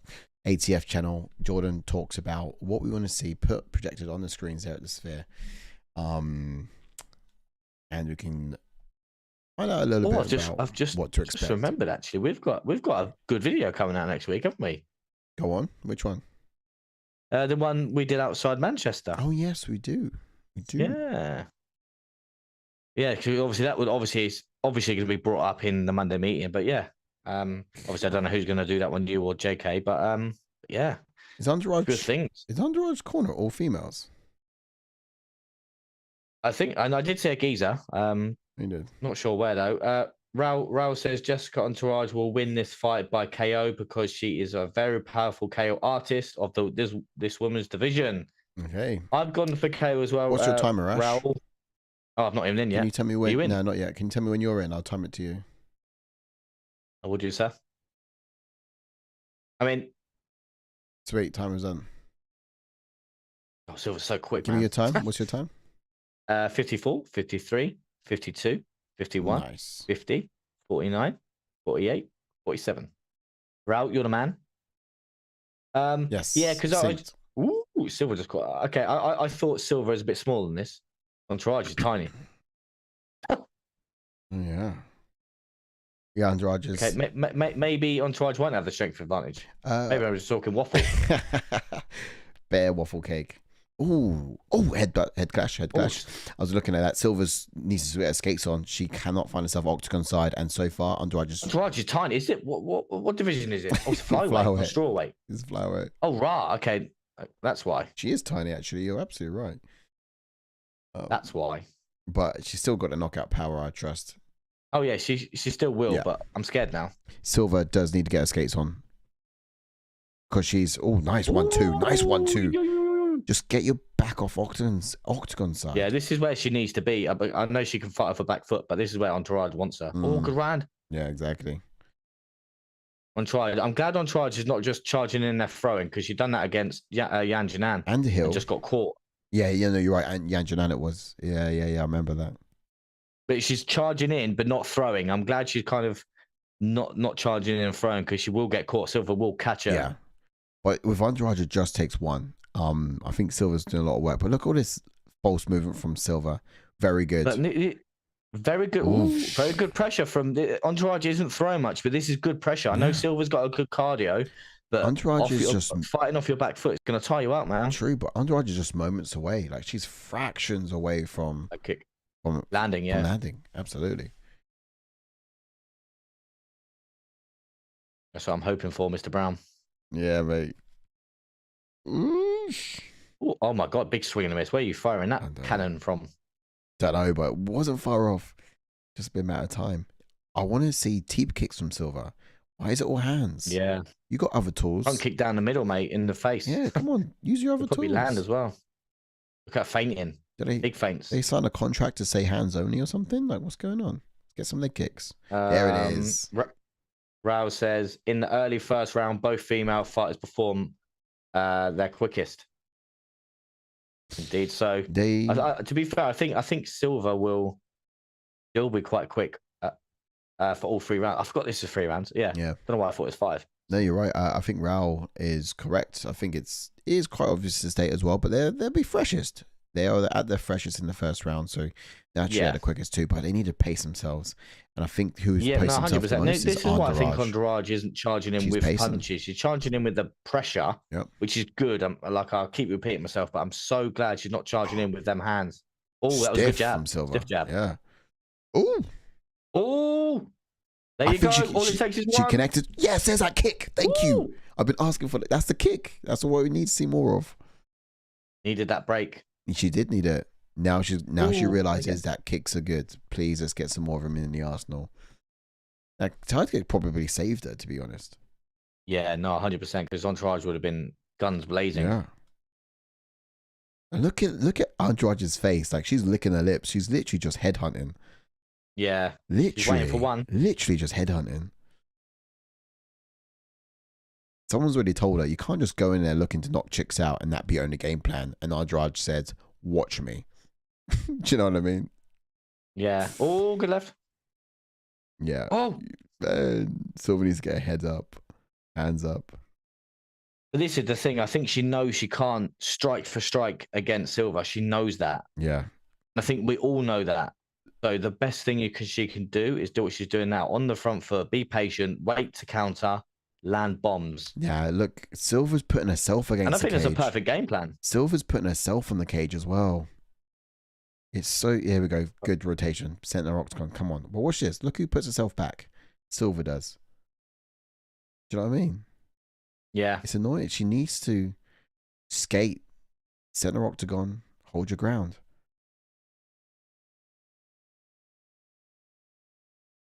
Yeah, it's a good game plan for Monterrey though, as well. Being on that front foot. I know, like you said, Silva's the one that's kind of putting herself there, but yeah. This is where she's going to win the fight by catching her. But then, Oosh. good left. Oh, good right from I Silva. like that she got her hand up. It's very good. She has to get her hand up more frequently. Always defensive is sound. I like it. Wow, nice Superman punch. Or Superwoman punch. Oh, yeah. Sorry. Although I don't think Andrade has those pronouns.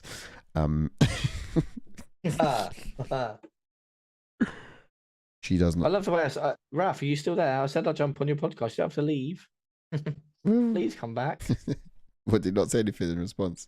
No. He's like, don't want you, I want Silas. Yeah, look, we'll be about on Wednesday for the breakdown show, so just tell them to be there to come in after. A tweet from MMA Guru goes, great win for Steve Garcia. You've got to realise if it says in the rules, shots to the back of the back of the head shots are illegal, but the refs literally do nothing about it. So if you want to win, get some back of the head shots in where you can. Yeah, but here's the argument. Because obviously that mouse was right at the back of the head. It goes to show, right, that it was clearly a shot was landing there, but it wasn't constant shots. It was just like one. We need more of those side kicks.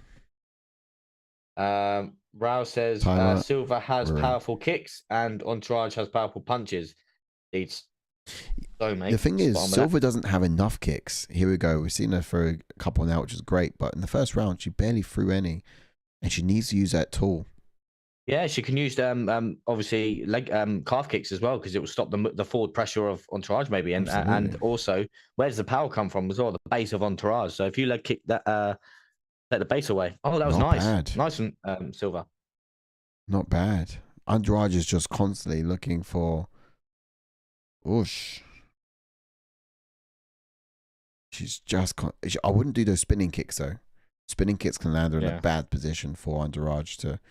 Nice one too. Oh, good leg kick from Andrade. There we go. The wrestling, but then again, I thought she was the bigger person, but she's not. But then again, it's a new look for Andrade. A new look, making Natália Silva work. Yeah. The thing is, once you've seen Andrade fight once, you've seen her fight a million times. Nothing changes. She still fights exactly the same way. She still brings the same game plan every time. Just nothing different. To be fair though, in her last outing against Marina Rodriguez, she done really well striking wise. She struck Rodriguez strike for strike, and Rodriguez is a very technical striker as well. This is true. That was she did win that. Was that decision as well? Yeah, decision as well. She struck Rodriguez strike for strike. It was, but yeah, I'm not sure why she couldn't do this game plan, but maybe, like I just said, you look at it and you think, hang on a minute, this Natália Silva too quick for me. Very talented, kick wise, mixes it up. May not be able to strike for strike with her. I've got to go in for the kill. I need to see some numbers on this one actually, because I'm not sure what the strikes are per. Let's have a look. Got the body lock. Come on, got the body lock. Trip outside, trip. No, it's gone. We're in round 2 now. 14 total strikes for Silva. 8 for Andrade. Not bad. Not bad. It was closer than I thought. Yeah.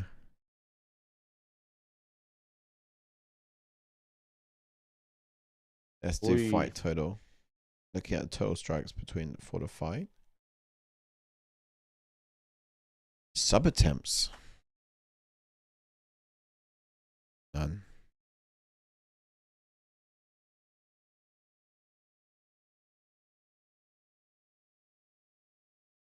We're looking at the numbers for the whole fight now. It's a bit spasm. Not sure why it's glitching like that, but here we go. Hands up, Silva. You have to have your hands up. I'll give the first round to Silva though. Damage and output. Although Andrade is controlling the canvas so much. And that's sometimes what you tend to look at as well. You do, yeah. You kind of think, oh, you're controlling the fight because you're. Yeah, you're thinking, oh my god, this person's all over her. But yeah, nice. Go on, Silva. That was beautiful. Now she's got Andrade's respect. Yeah, exactly. For the first time, Andrade's now going backwards. Did I say decision? I think I might have said decision. I did.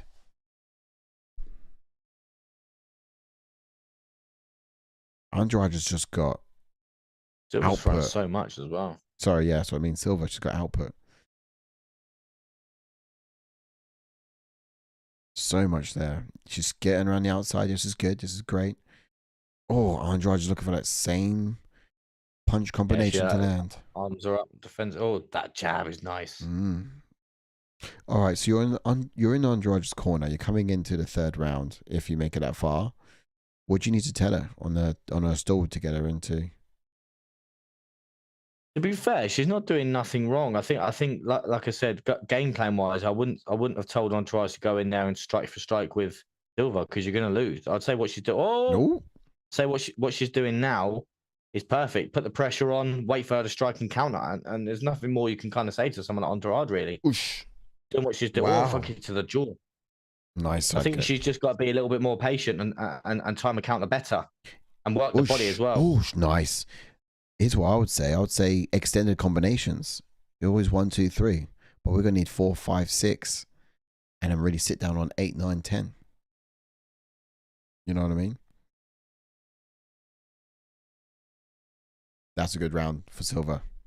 Yeah, 2-0. Agreed. 2-0 so Silva. now, if you're in Silva Andrade's corner, you're telling her to go for the finish. You are, but I'm hoping that when she goes for the finish, she doesn't do what she did again. Like I repeat myself again. Hope she doesn't do again what she did against Yan Janan, because chasing it. She's doing what she's been doing round 1 and 2 is fine. It's just in those slight exchanges up against the cage where Silva's caught her. Yeah. Like I said, them spinning attacks. If Silva keeps doing that, you've got to capitalize on it. Yeah. She's been headhunting from day dot. Do you think she should continue to headhunt, or should she go to the body? I think she's got to.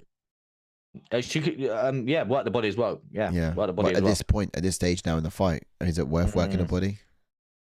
Yeah, because it may bring them hands down. Oh, I hear what you're saying. Yeah. Okay. Okay. Now shout. But yeah, I'm hoping Andrade is gonna obviously she's got to look for the finish, but not. She can't go in there with her hands down. She's got to always have her hands up, and yes. Yeah, just still be defensively sound. Time is sneeze. Sorry, I was going to sneeze. It's going to do you. I'm going to sneeze. No, I'm not. Yes, I am. No, I'm not. Yes, I am. Okay. What does that mean? Not applicable for UK viewers? I think it's on a Dynamite Contender Series. But it is, isn't it? It is on Fight Pass, yeah. Whoosh. Boob slip. Malfunction. Don't worry about it. Play on. Please get a slow-mo. Some pervert's got a slow-mo up trying to catch a side boob. Rewind. Yeah. Let's see if that actually was a reveal. But also, I can't see how it could slip. Yeah, Silva's so technically sound. Yeah, man. beautiful. Oh, great left hand. Switching. She's really getting into her own now. She's doing well. Moving side. I think she could get a third round finish now because Entourage at one point will just go for it and she'll just get caught. Yeah. Or Andrade needs to go. Oh, nice. Andrade does need to go. Andrade maybe needs some low kicks. She's here. She can't take her down. This is the thing as well. There's a certain point in your career where you think, bloomin' heck, the new breed are good, man. Yeah. Yeah. Silva's going to be a problem for those girls in the division for sure. There's only so long. Only so long and so far you can go with just what Entourage does. Yeah. Bearing in mind, this is a weight up to strawweight, isn't it? So I think you should stick to strawweight because these flyweights, like you can't bully these girls. Look at the size. Yeah, exactly that, man. You got to stick to strawweight, man. Yeah, you're right. Obviously, don't get me wrong. You're going to jump between two. Oh, well, look at that. Silva's now put Andrade on the cage. Nice spinning kick. Yeah. It wasn't finessed very well, but it kind of scraped the side of the face down. Look at these strikes. Wow. Oh, my God. She's having the pick of strikes here. Pick him. Not bad. Pick him, kick him. Yeah. Pick him and kick him. Bullying a former champion like this, man. Right? Oh, that jab again. It's a little disrespectful, but I love it. Yeah. Yeah. Now, Andrade, and this is what you're saying. The commentators, I just heard him now, but you're saying the same thing, right? Andrade is doing good. She's pressuring. Yeah, she's doing the right thing to what her style does. You can't go strike for strike with someone like Silva. You're just not going to win. She just kind of needs. So putting the pressure on. She needs to have that combination of 4, 5, 6, rather than stopping at 1, 2, 3. Because every time she stops, she's just allowing Silva to get back into the fight. Ooh. And Andrade needs to duck more, slip more. She's just I still don't. Aggressively prioritizing her own offense over any kind of defense, and that's a problem. What happened there? Oh, she dropped. Back of the head. Hard. That's it. And we'll get your back of the head strikes in early. Again. But also, that's the argument of you can throw 1 or 2 because if the other guy on the floor is turning his back of his head to expose, you can't evade that. You're gonna get it. You're gonna hit the back of the head, not intentionally, but you can't keep doing it. So the ref then warns you, and therefore you have to stop. But you'll always get 1 or 2 free because sometimes it's the other guy's fault for turning his head.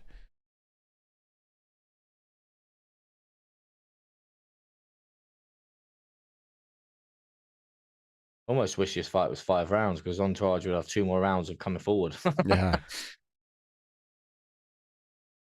You know what they should do is put like a strap on people's head. Oh, big left hand from Andrade. Whoa. Whoa. 50 seconds left. Can she get it done? Mate, this would be a sick fight if Andrade gets that knockout. Mate, I'll flip my lid. Bro. Wow. Silva just needs to survive now. Yeah, look. She keeps smiling at her.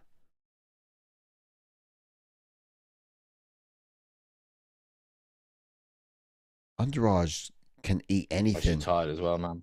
Look at those love handles. Look how many punches she's eaten. She's getting love handles from it. 10 seconds here in the final.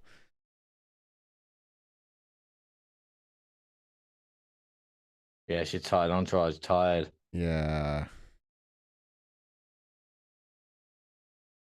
Not bad. Not bad.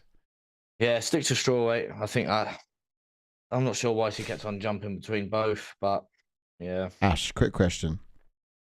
Have you got any pick right tonight? I haven't, no. I'm been too scared to check. I've got nothing right on the main card. Bro, and then you didn't do the prelims, did you? No. Yeah, it's not good. People are going to surpass me, man. Hey, let's just do this. I'm all the way down in 9th now. Let's just do this. Let's just do this. Let's just do this. Jordan doesn't have to know.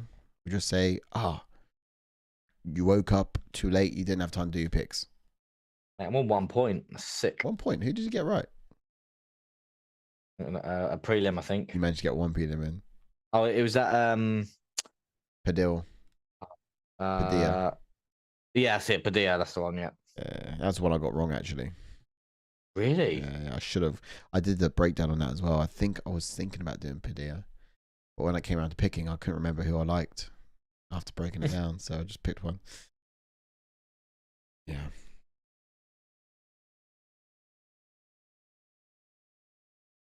Right. I'm gonna get a kettle. Get a decision. Yeah, and then, God, you gotta go rankings as well with this. Let me get rankings up. Shall I get the rankings up? Would you have enough? Oh yes, please. If I get a kettle on, you happy to talk through it? Yeah, go on. Wait.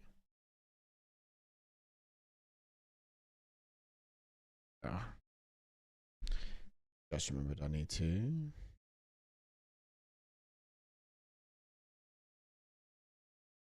Yeah. Oh, judges scored that one.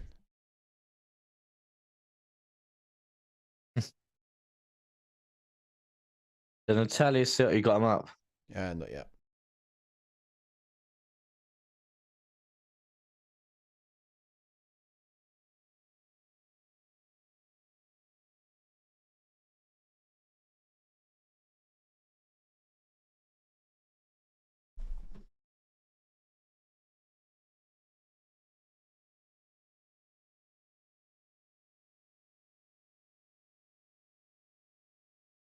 Perfect fight for her, really. So you got Natália Silva in at number 8. She's just beaten Jéssica Andrade at number 6. I know she'll be on a 12-fight win streak, but maybe does she defend her ranking against what used to be the whole kind of like the gatekeeper of the division in Caitlin Samanara? Does she fight Samanara versus Natália Silva? It'd be a good striking matchup. I think so. I think that'd be a good matchup because I would have said maybe Macy Barber, but I think Macy Barber is on a 6-fight win streak, and I think she may be fighting maybe. Does she fight Manuel Ferro? No, I think Ferro's probably going to be next for the belt after we find out who's going to win out of Grasso and Shevchenko later on next week.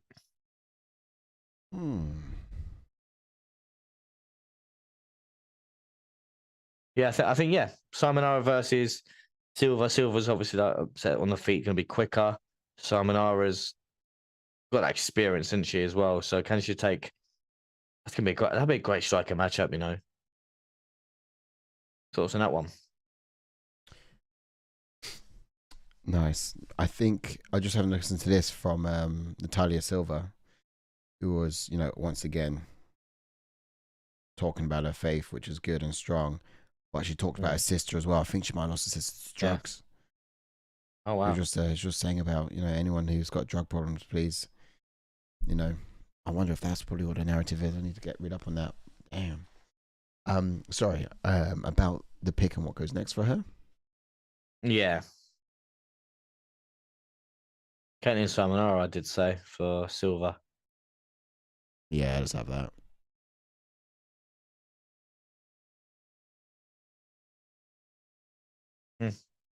Then she wants to be champion, but like you could put two young guns against each other in Macy Barber versus Silva.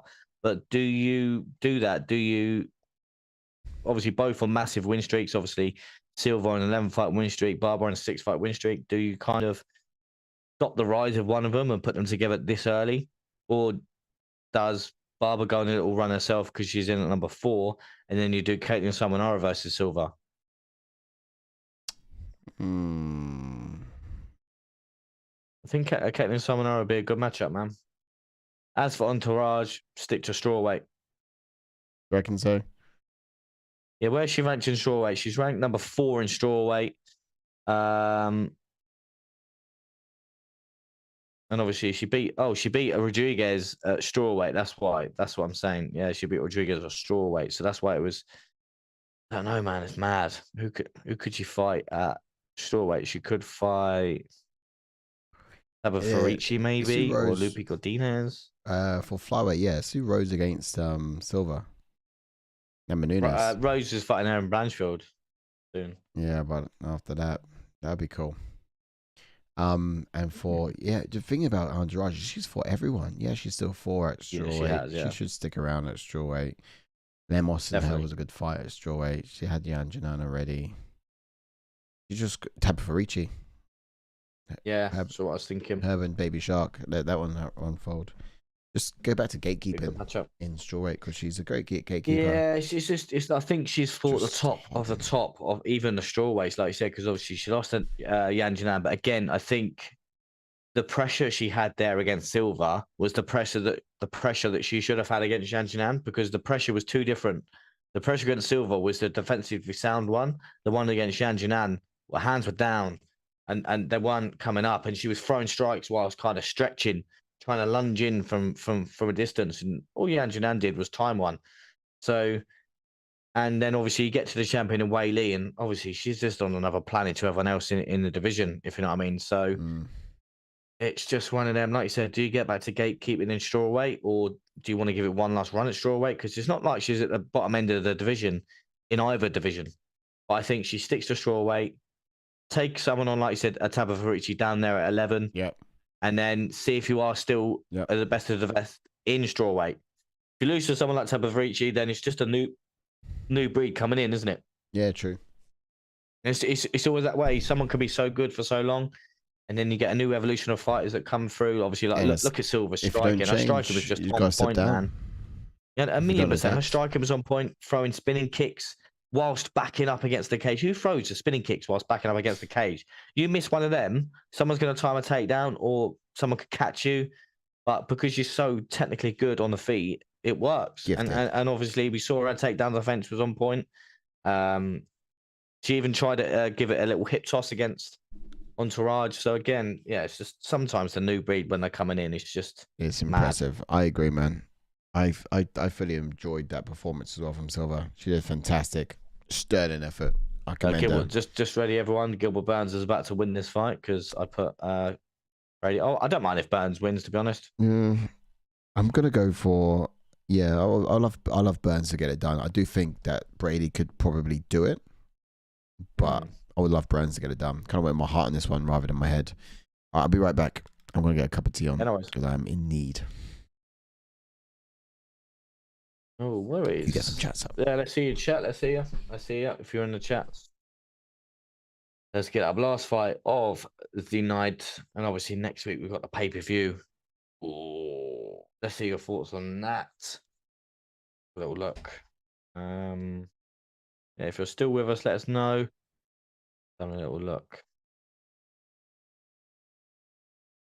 Neither one of these guys in Brady or Gilbert Burns have never been submitted. So again, that's going to be quite interesting in it. And I did hear something that Gilbert Burns was mentioning during their during the media day, and Burns was saying that they both grappled with the same geezer on the mat during a grappling session, and Brady managed to submit the guy, and then Burns lost to the guy that they both sort of grappled with. So he's saying that Brady is legit on the mat. And obviously, we're seeing it here in the highlights. Brady submitting Gaslam as well. I can't remember the last time Gaslam was ever submitted. So for Brady to do that against a talented guy in Kelvin Gaslam as well. So this is going to be an interesting one. On the feet, I give the speed advantage maybe to Brady just a little bit, but the power is going to go to someone like Gilbert Burns because got that power, man. Interesting one. Burns 38. Obviously, Brady's the younger guy. I speak about the new breed coming in. Is this where the new breed kind of take over to these guys again? It's that question again. It's the question I ask you in the chat. Like, is it Sean Brady's sort of time to make his rise now? He had that not his last outing, but he did lose to Bilal Muhammad. And I repeat myself again. A lot of people thought he got fraud checked because. The reason I say fraud checked is because Brady was coming in with a lot of hype in that fight, and obviously, but look, Bilal Muhammad's the champion now, so you can't really sort of say it was fraud checked because he didn't lose to a nobody. He lost to the champion that is now, and a champion that dominated our UK guy, Leon Edwards. So it's no slouch to lose to. So Sean Brady obviously coming off that win now, like I just mentioned against Kelvin Gaslam, can he beat a well-rounded and experienced guy in Gilbert Burns? Is probably the most experienced guy he's fought. So it's going to be very, very interesting. I hope Sai's got the fighters up for you, but we're watching the main event, Gilbert Burns versus Sean Brady. Let's see you in a chat. Who did you go for? Just little history points on either fighter. So we jump onto Sean Brady as is in a prep point. He's got a pro record of 16 wins with 1 loss with 3 KOs and 5 submissions. Does have 3 first-round finishes, and his UFC record is 6 wins with 1 loss. And he made his UFC debut in 2019. As I mentioned a second ago, Sean Brady's never been submitted. So could that go today? Could Burns submit Brady or Brady submit Burns? That's an important question that could come down to it. A little bit of fighting style for Sean Brady. He's an orthodox fighter. He's a black belt in Brazilian Jiu-Jitsu. On the feet, he's consistently moving, feinting, and mixing up his strikes, discouraging his opponents. On the feet, again, just always giving different looks, which is obviously we just saw in the Silva fight. Silva was giving Entourage different looks. It's very, very good to give your opponent different looks because they don't know what's coming next. Explodes with straight combinations down the pipe in order to obtain the center of the octagon when he's on the back foot. Again, always good to get back to the center of the cage unless you've got that, unless you like Silva, which is very, very, very confident on the back foot. He's excellent at timing his level changes. It's very reminiscent of Jordan's hero in George St. Pierre. So again, if you're going to time a takedown perfectly, you're going to secure it because it's timed to that perfection. The hands are together, you're going down. And spot on there, like George St. Pierre, if he had a hold of your legs, bomb, you're going down. Brady's very patient in the top position. He can clamp down on you and make you work, and then capitalize on advancing positions. So again, on the mat, if he's looking to advance, he'll be very patient in advancing, or he'll be patient if his opponent tries to scramble. Very good at clamping down on submissions as well. Brady works towards securing his opponent's necks. He's got a very tight squeeze. We see that in, I can't remember who submitted now with a head and arm choke. It was very, very good. Decent cardio. He often lean on it by getting into his opponent's face and making them work the round. So again, we just saw what Entourage done. A good game plan, getting into Natália Silva's face, but Natália Silva was obviously technically good on the feet, so it was kind of stifling that forward movement by did a good jab as well. So again, that was stopping that forward momentum and forward pressure. Jumping on to Gilbert Burns, then the more experienced guy. Gilbert Burns got a pro record of 22 wins with 7 losses, with 6 KOs and 9 submissions. He does have 11 first-round finishes. His UFC record is 15 wins with 7 losses, and he made his UFC debut in 2014. He has lost his last 2 fights, though. So again, it's kind of must-win for Gilbert Burns. Is on the back end of his career, coming off of 2 losses. If you're going to lose 3 in a row again, like I said, about to a young gun against the more experienced and sort of get an older guy, could that be time? Would that be time for him if he's 3 losses in a row? We usually say that, unless you're Tony Ferguson has got 15 million losses in a row. But and also that key component, he's never been submitted. So neither guy's been submitted. Will one of them go tonight, or will it be a decision win for either fighter? But fighting style for Gilbert Burns, he's also an orthodox fighter. It's a 2nd degree black belt in Brazilian Jiu-Jitsu. It's the highest level of grappling. So again, higher level than Sean Brady. I'm back. He's infused kickboxing style under the training of the legend Henry Hoof, or as Sai would say, Henry Woofed. Calm and calculated fighter who can put strikes, kicks, and takedowns together excellent fashion. He's a powerful looping puncher and heavy leg kicks. He's constantly edging forward with feints. He even threatens the level change. So again, what I was saying, you're going to be feinting these level changes and feinting these strikes. It's very, very sort of off-putting for his opponent because he's given different looks all the time, which is so impressive.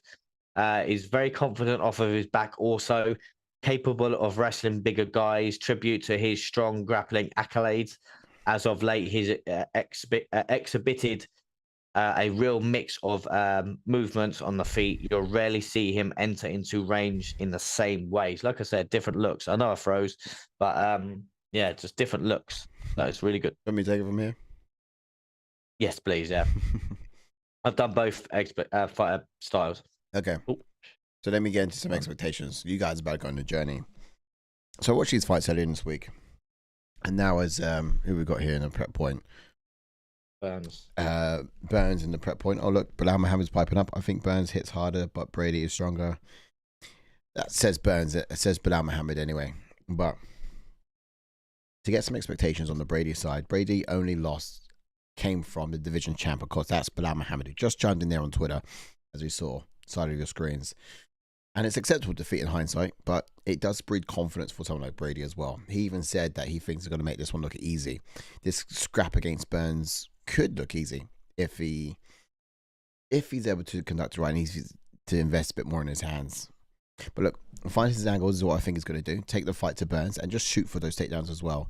They will throw kick for kick before catching Burns' kick potentially. M for M. And then chaining a takedown from there. We can go kick for kick. Well, the goal is, I think he's going to want to pay him back for those kicks, isn't he? And chain a takedown. Because against Gastelum, he got quite a few takedowns via those kicks. So, you know. Who takes down, like I was saying as well, who takes down Gastelum that much and submits him as well? This guy. But Gastelum's a bit of a different person to what we know from when he was on top, isn't he? He's a bit different now. Israel Adesanya broke him. Okay, Burns' corner now, right? expectations. He showed us that he can actually hang with JDM, one of the division's finest elite strikers, let's be honest. And that was last time out. And he was winning the fight until we got caught in the third. Yeah. His wrestling and his mix of offensive striking styles came into a huge play for that. And while Burns is actually becoming more well-rounded, I do think he should keep this use of his wrestling to a bare minimum. Use it for defensively only tonight, mainly anyway. Try work behind the jab and just focus on output, because that's what Padilla Muhammad did really well against Brady. So measured, low center of gravity, and everything was just working behind the jab, putting things in his face, making him work from distance, not allowing him to get close. And I think that should be the same for Burns too. Low center of gravity, help him sprawl, improve his takedown defense, of course. But offensively, he should go low and then low and land up high. I think he should feint that kick in order for Brady to lower his hands to catch it. And that's when, you know, Burns can land up top. That'll be good. That'll be fighter IQ. Whether he's catalogued that, I'm not entirely sure. But that's what I expect and that's what I hope to see. That's my expectations, Ash. Lovely. We'll see how it goes. What are you guys in the chat, Scott? Who have you picked? Did you jump on Ash's losing train, which is currently flying off of a cliff right now, and go for Brady? Or did you choose Burns, and if so, why? Because I believe Burns was the underdog in this, wasn't he? Is that right? Yeah, so I was just listening to Wales. What's he saying? Send you a voice note, did he? Is he whispering in your ear? He's live. Oh, okay, I was going to say, is he whispering in your ear? I'm keen. What are they saying about it? Are they live on this fight? Yeah. That's fun. Okay, ready for a timer. It's in. What? We're in. Raul, what's Raul saying? Raul's not there yet. If anyone's in the chat, let us know. The chat's on screen. Oh, is it? Oh, did I click on it? Sorry. Oh, that was about Silva. Okay. Oh, good inside leg kick from Brady. He's got the best back tattoo on earth. It's a bit like Nicolau, isn't it? Mateus Nicolau's got the same kind of. Yeah, it's like demon printed on the back. I'm not sure. Volkov and Aspinall, is it? Oh yeah. Are they all part of the same club? Ooh, Brady Scrappy.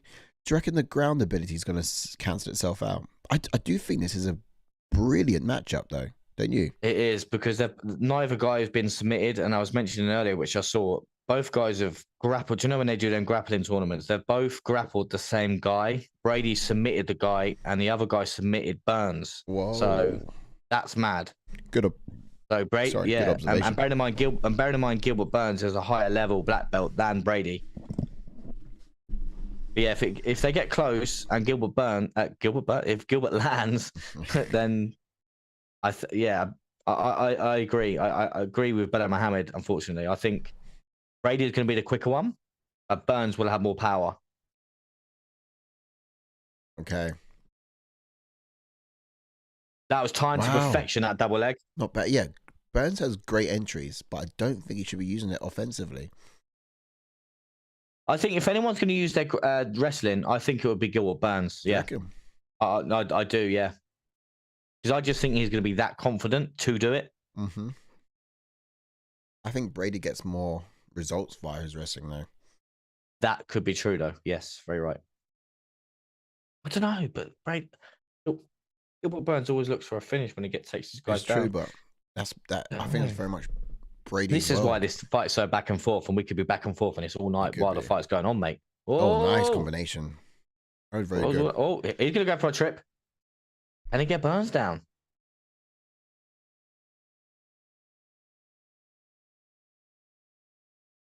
I still blitz from Brady, but he had no intention of doing any damage with it. It was all about getting close and gripping up. No. Oh, yeah, exactly. Yeah. Otherwise, it would throw leather to them punches. But yeah, I was very surprised that Burns didn't kind of throw back, just decided to cover up. Yeah. And Burns does that, actually. I did think about it in the points. I didn't write it down, though. Burns does shield up. And if you're good at striking, you'll use that. That's what JDM did. He used that to screen so it can sneak some body shots in.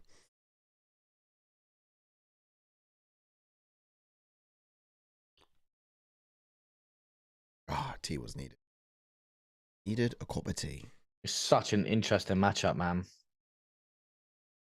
like I was saying as well, whilst you were making the tea, I was saying this isn't. This could be another. Yeah. I did. This could be another kind of young breed coming through to. Sean Brady though. Is he young breed?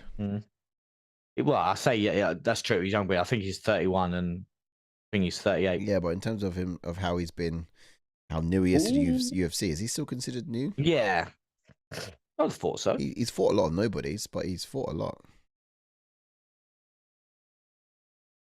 Only as of late has he been fighting names. Oh, look at that. Significant strikes to Brady. Okay.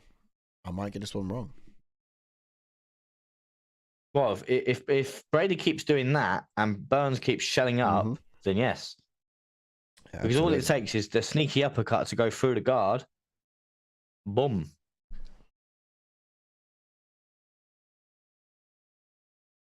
Yeah, not wrong. Can't remember what I put for this fight. Can't imagine I put decision. I think I went Brady. I think I went Brady decision. Oh, he's picked up Burns. He got the trip. Wow. Ooh. Ooh. He's going to take it back. Oh, no. Ooh. Yeah, hands together again. Decision. Ugh, ugly.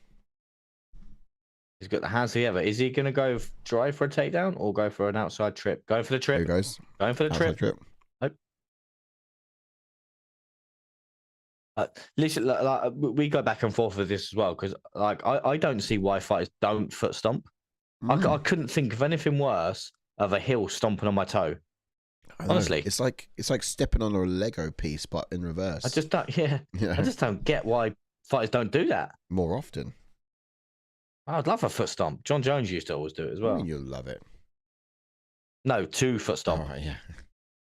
Where did that round go, by the way? That was the end of the round. What? Done. That was quick. Where does that round go? Rapid. Henry woofed. Oh, I should have put that clip out. Damn it. Could you even find it?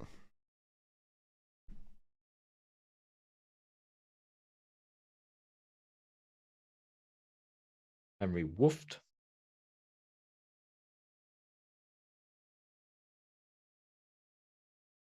So who won that round? Brady for me. Yep, agreed. And 2. Yeah, I think Brady did too. I think he can effectively rinse and repeat this time as well, can't he? Yeah, yeah.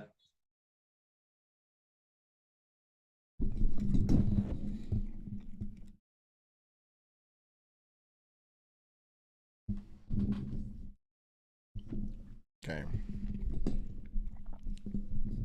Let's get ready for round 2.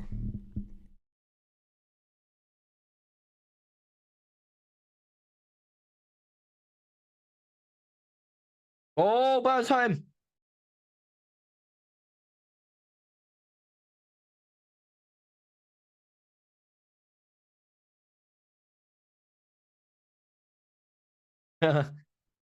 Brady. Very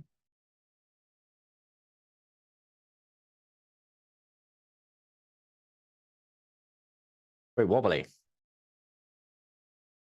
Yeah, I heard that, yeah.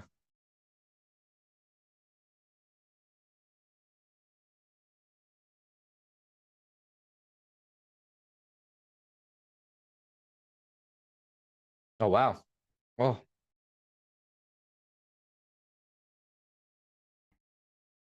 I think Brady should have the cardio in this.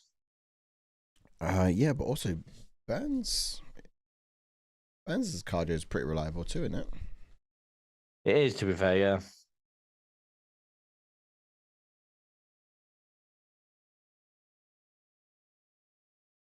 His brother doesn't have cardio though. No, bloody hell, Burns. He's given up in 2 fights as well. He's just so bad. Laid on the mat and just like gone, yeah, screw it. So bad. So embarrassed. Embarrassing. I'll be like, bro, change your. You should get cut as well because that's the second time that's happened. I'll be like, change your name, bro. Change your name. Remember Gilbert Burns carrying his brother out of the octagon? Like, really? Mate. In my life, if I ever got carried out of the octagon, I'll retire. You know what I mean? Oh, left hook from Brady. Unless it's on a stretcher or deathbed. Yeah, that was bad. Yeah, no, exactly. Yeah, if I got carried out like injury or like because I'm knocked out dead, then that's fine. Brother. It's like, bro, it better be. Yeah, cradled because you're tired. Yeah, exactly. Oh, big right from.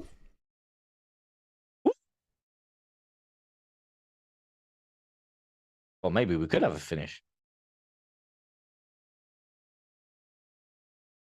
When you get points for it.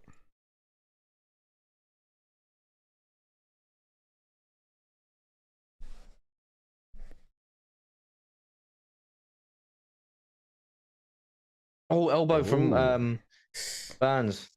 I think Brady got the last. Burns is coming back, which is what we need. Burns needs to get this round back. I think he lost the first one. Oh yeah, 100%. I feel like his corner told him that. And what Burns needs to do is break away from these wrestling exchanges. Do you know what I mean? Yeah, 100%. For Burns, any fight that he gets physical in, he does his wrestling in. Oh, he's gonna get this. He's gonna get this. Oh yeah. Oh, nice backdoor. Oh, but Gilbert Burns with the transition. Oh, he did have a Gideon, but he's gonna take it back. Oh, it's close. I feel like Burns should just keep it to his feet though. That's what I'm saying. I don't know though, because he's not winning on the feet. So maybe the wrestling exchanges, Brady's always coming out on top. Gilbert Burns, second takedown given up by Brady in the UFC. Oh, well, okay. Yeah, but I think like Brady's always winning these wrestling exchanges, and Burns is surviving them.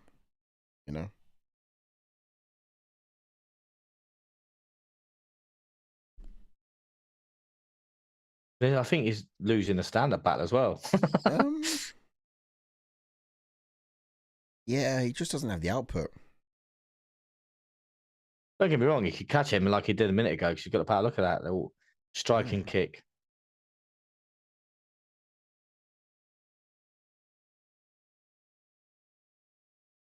Yeah.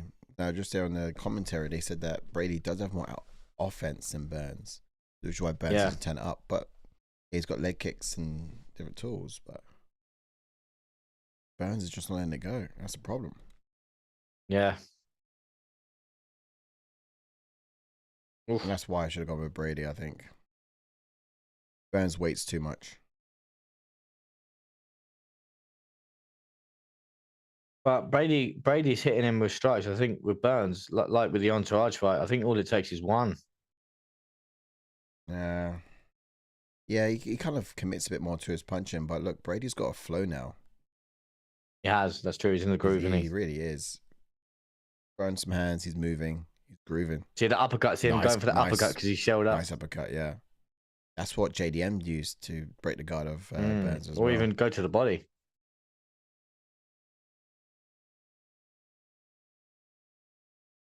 Yep, I'll give that to Brady again. Yeah, 2-0. And it's just frustrating because Burns is not going. He did land a nice overhand right, which was good. Burns did like some powerful hands. He just sits and admires his work too much, doesn't he? That was a good transition there for Burns. He used the momentum of Brady's leg to transition on top there. Yeah. Well, not on top, but to get out of it. Do you ever notice this? When you get to these corners, when they are listening to their corner, they believe that they've lost. You know what I mean? Have you ever? I mean, I've noticed it for like the last 2 years. But whenever they're looking at a corner, so we're hearing about Burns because the producers feel like they lost a round. Yeah, to hear what they need to do exactly, to yeah, exactly. So generally, we listen to the corner of the loser of the round in most cases. I've noticed that. Even in the, your favorite blog ed podcast, brother Brian is in the house. He says, brother B, both rounds so far to Brady. Sorry for my tardiness. So he's just a bit late. Sorry, the button of clear was in the way. You, my friend, are excused. Don't be silly. Don't apologize. Don't need to apologize at all. Man. We are happy. You're the man. It's good to have you. Whenever we can have you. The video, please. Whenever we can have you. Whenever we can have you. But we are right here at the main event where it all counts anyway. Brady versus Burns. Who did you pick? Let us know, man. Yeah, who did you pick, brother B? BBB. So Burns came out good in that last round, but then he kind of broke off later in it as well. Mm. And you're right about cardio. I am starting to remember how languid Burns does begin to. It was laboured in the JDM fight. That's why just a sudden slight of, because he went to go for another laboured takedown and got caught with that knee, didn't he? Yeah, true. So if he didn't go for that laboured takedown and maybe when he stood up, composed himself, and then went for the takedown, then yeah. It's true. So true.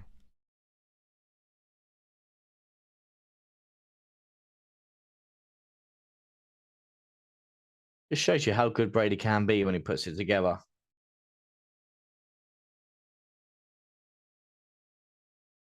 It's so true. But also, Bilal Muhammad's... I thought Bilal Muhammad might have broken him as well. I thought Brady's going to come in broken. But then he did have a good win against Gaston, exactly. It just goes to show you, like what I said to you at the start of the stream, like people saying that that Bilal Muhammad fraud checked Brady. I don't think that's the case. Look at what blooming Bilal Muhammad has gone and done. Yeah, exactly. He's been world champion. Exactly. So it's no slouch to lose to, if you know what I mean. Yeah, it's not like he just won the belt. He dominated our champion, Leon Edwards. We've got to admit that. Exactly. Yeah. So it's no slouch to lose to Bilal Muhammad because he's a champion. It's just one of them where you fraud checked was the wrong word. Now. Yeah, no, exactly. Sometimes it's the style of fight that sometimes you just wilt under a bit of pressure. Yeah. In this style of fight, Gilbert Burns hasn't been on the front foot. Bilal Muhammad was always on the front foot.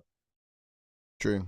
Brother B says I picked Brady unanimous by decision, but I'm thrilled with I'm thrilled with Burns' resistance and that one reversal takedown second round. Impressed so far for both guys. Yeah, man.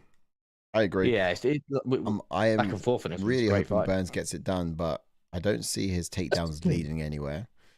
I don't see his striking being good enough at this point. He's just seeming a bit laboured. I think, the later the fight goes, the more Brady's going to gather more momentum. Absolutely. I'm just trying to think right now what Burns needs to do to switch something like this around. We're 3 rounds in. If he doesn't win this round, he's really that's what I mean. It's going to be tough now because, like I said, he's more laboured, more tired. So even if he was going to try and take down Brady, the drive and everything that you need to kind of have a takedown is not going to be there. No. And even trying to go for a reversal, that sort of spring in his steps not going to be there because it's later in the rounds. Like spring in his step to bounce up and grab that leg, like Brother B just mentioned. That kind of spring in his steps not going to be there later on the fight goes. No, exactly. I got to say, he's starting to look a bit sloppy.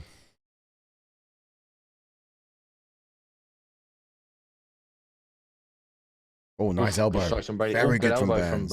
Explosion. Oh, hello. Explosion from Burns. Where's this energy come from? No idea, but he needs to keep going. Is he crying in there? Wow. Burns needs to finish him. Because he's just getting less and less effective. Good jab from Burns. Yeah, I need more. Why is he... See, there you go. He's got good entries. There you go. Yeah, I see that, but... Oh, nice. Oh, good round on the feet. Oosh. Now Brady goes for a takedown. The thing is, Burns needs to... Oh! Nice. Wow! What a takedown how can Brady. How can he be picking him up at this late stage of the game? Wow. He's not heavy. Brother B says, whose corner is Robbie Lawler in? I know he's there, but wasn't sure. Oh, I didn't even know Robbie Lawler was in the corner of someone. Well spotted. I'll have to have a little look in between rounds, sir. Yeah, I'll have a little look for you. Sure. Trying to rack my brains. Brady 3-0 after that takedown. Robbie Lawler in someone's corner. Must have missed that one.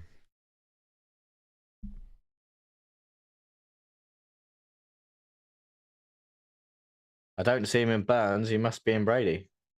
No, he's in Burns' corner. Robbie Lawler's in Gilbert Burns. I see him behind. Is he outside the cage? Is he? Yeah, he's outside the cage behind Burns. With his hand on the fence. Yeah. The cut guy's in front of him. Burns has lost another one, man. He just sits there and complains a lot. I don't. It's frustrating. What? I just want more from Burns. You know, I want more for him. He just. Well, that last little stint there was decent. Yeah, but I still don't give him the round. He's 3 down. Oh, no, 3 down. Brother B says, "What a round, Brady elevating Burns. My goodness, yeah. Exactly that, man. That was mad. He brought the best out of Burns, but I just don't think it's enough still." Round 4.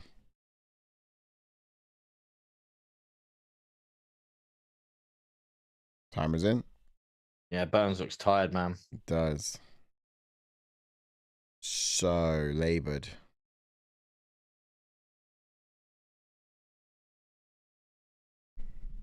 What you made of? What you made of? This is it, man. This is where we get to find out. Exactly. These are the rounds that show you have you got that grit and determination. Ooh, low blow. Burns is going to take 5 minutes for this. He is going to milk this for the ages, mate. He needs to. Oh, give me some water. Give me my inhaler. Let me have some. Let me have some air. Look at this. Yeah, cup shot, just about. He's going to milk this. Tell you, he's going. It wasn't all day long. He's gone. Yes, thank God for this. But it wasn't a bad one, but he's going to milk this, mate. 2 minutes. I'm going to go 2.5 minutes. Is going to be. I reckon I'm going to stop my timer on the stream because I don't need it. I reckon he's going to go 2.5 minutes. Is going to be. I reckon he's going to milk it for 2 minutes exactly. Brother B says, I agree, Si, but Brady just seems to have an answer for Burns' strength and wrestling. Yeah.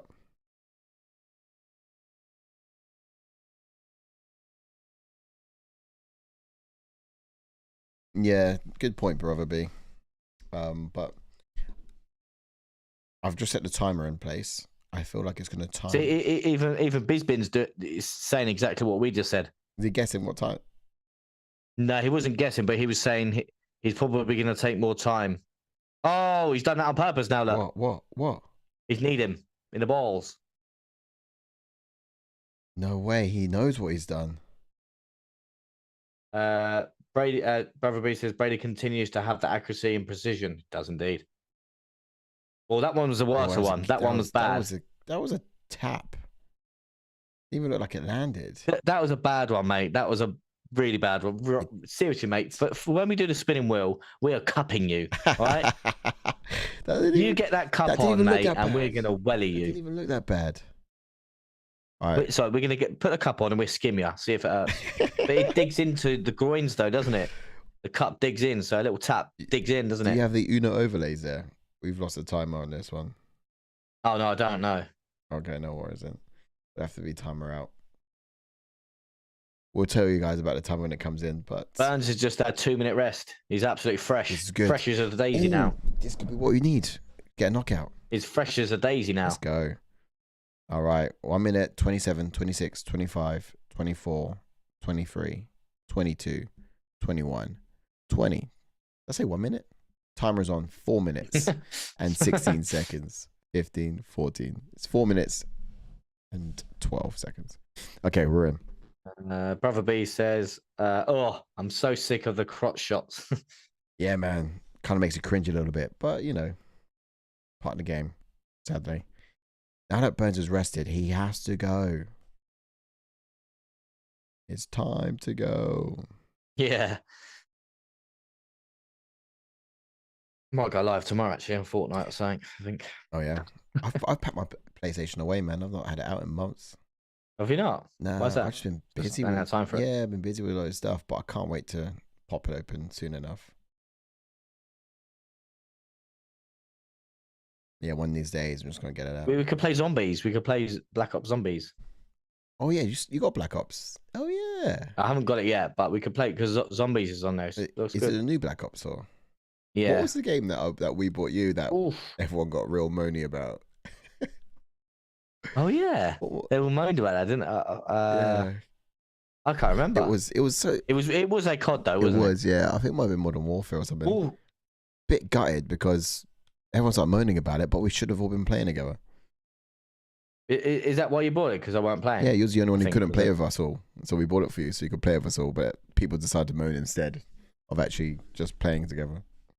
Well, why did they moan? Because like they were, you brought a game for him and not for us. Exactly. Or... It's like, when do we get our PlayStation game from Yeah. Xbox game. It's like, and you were like, well, we've done it so we could all be together. Yeah, do you know what I mean? I actually bought it for all of us. I thought it'd be nice. I could have asked you all for the money. Yeah. But they instead they wanted me to buy them. I remember that now. Everyone wanted me to buy them a game as well. I was like, no, mate. Gutted as well because we didn't even get to play with it together. We bought it for the purpose of us all doing like a private online game or something. I think it was like so we can do Rust or something like that on Call of Duty, but all good right from fans. Yeah, no, I know what you mean now. Oh, long message from Brother B. So just tried the frequency of fouls that are not penalised. It all eye pokes, crotch hits, and a bite not long ago. This sport has a few rules, but common sense seems not common to refs these days. Yeah, no, I get what you mean about the low blows. Sometimes it just can't be helped. You go for an inside leg kick and you skim for Gilbert Burns' 1-2 Sean Brady. That was down the middle. That was obviously it's not an obvious one, but it's just one of them things that happens in this game. Like Si mentioned a minute ago. Oh, good takedown from Brady. Great entry, but we needed a knee from Burns. Obviously, it's just one of them. I think you've got to let one go. You can't just take a point for someone having one low blow. I think that's far too harsh. I think with the eye pokes as well, you've got to give one eye poke, give them a warning, then you take a point. Yeah, especially depends on the hands as well. Like if the hands are constantly out and the ref warns you, and exactly. Then you get a poke. Exactly. Then it's that, like man. right, taking a point. Oh, yo, what's happening here? What's happening here? I'll grab your leg. No, I'll grab your leg. No, I'll transition on you. See a submission? Are we going to see a submission? What a transition! It's got the back, but Brady's back is so big, you can't even get around it. Oh no, Brady reversed. Oh no, I'm not even excited by these wrestling attempts because all they're doing is just rubbing on each other on the ground. No one's getting anywhere near a submission attempt. You know what I mean? The transitions are so good though, man. Yeah, but no one's even getting near a submission. Stop being a ball, Mr. Brown. Yeah, but no one's even getting dangerous down there, and they don't. Yeah, because they can't because they're so both technical. No, they're both so big. That's it. So there's no submission threat. I don't see any submission threat in this. Now Burns picks him up and slams him down. Oh, just so. Oh no, Brady turns just so he can do what exactly? Tap him on the back of the head and cuddle him some more. I'm not at all even remotely moved. It's such a ball, Mr. Brown. Like, picked him up to slam him down because you don't know what may happen from that slam. You may, obviously, if you can control him on the mat, you've got him on the mat. But from a slam, sometimes what Brady done. From what I've seen from these guys, you keep wrestling as much as you want, but I'm not seeing that lead to anything dangerous. Stand up and fight on the sometimes feet. Taking someone down, you don't always have to submit them. It's just a part of having a bit of control. Maybe you got to try and advance to get the submission. But against these two players, I think it should just cancel each other out because all they're doing is hugging on there, and it's like I'm not seeing anything dangerous. I'm not seeing anything close to submission. They're both so technical. That's why, man. Yeah, but nothing even looks nearly like they're even gonna wrestle, like they're gonna submit each other. So look, just stand and be more violent. That's why they've both never been submitted because they're both so technical on the mat. Right, it's a bit harsh. Yeah, if they're technical, I would hope to see. They went to Brady that round, didn't they? Both Burns as well. Striking numbers. Wow. Brady's thrown that many? When? I did not see that. Round 5.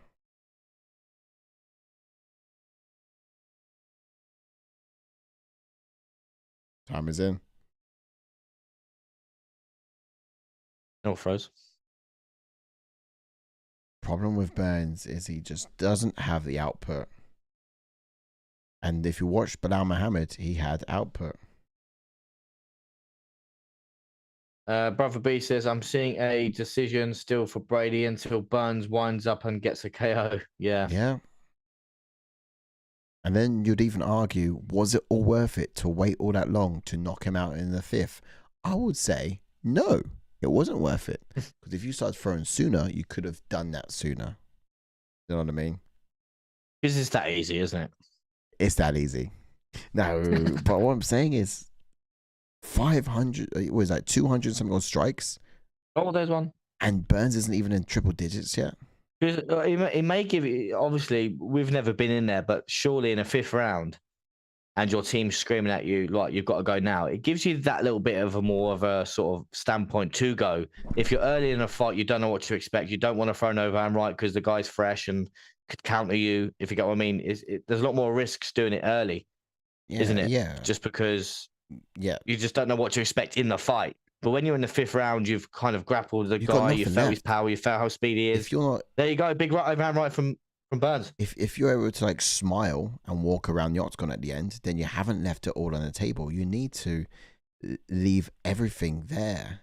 No, that wasn't. Agree. Saying Brady really has to be careful now and just counter and move.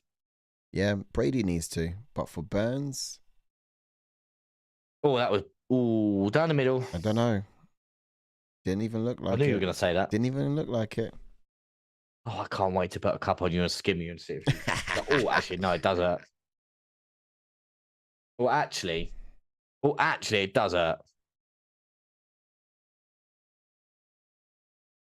I have to stop this timer again. Ugh.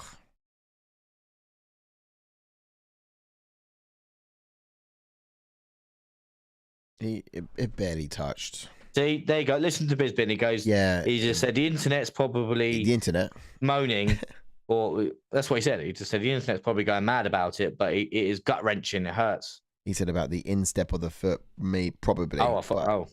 Okay, sorry. Yeah, but it didn't. He said probably, but what I understand. Oh, too good inside leg kicks, very man. good.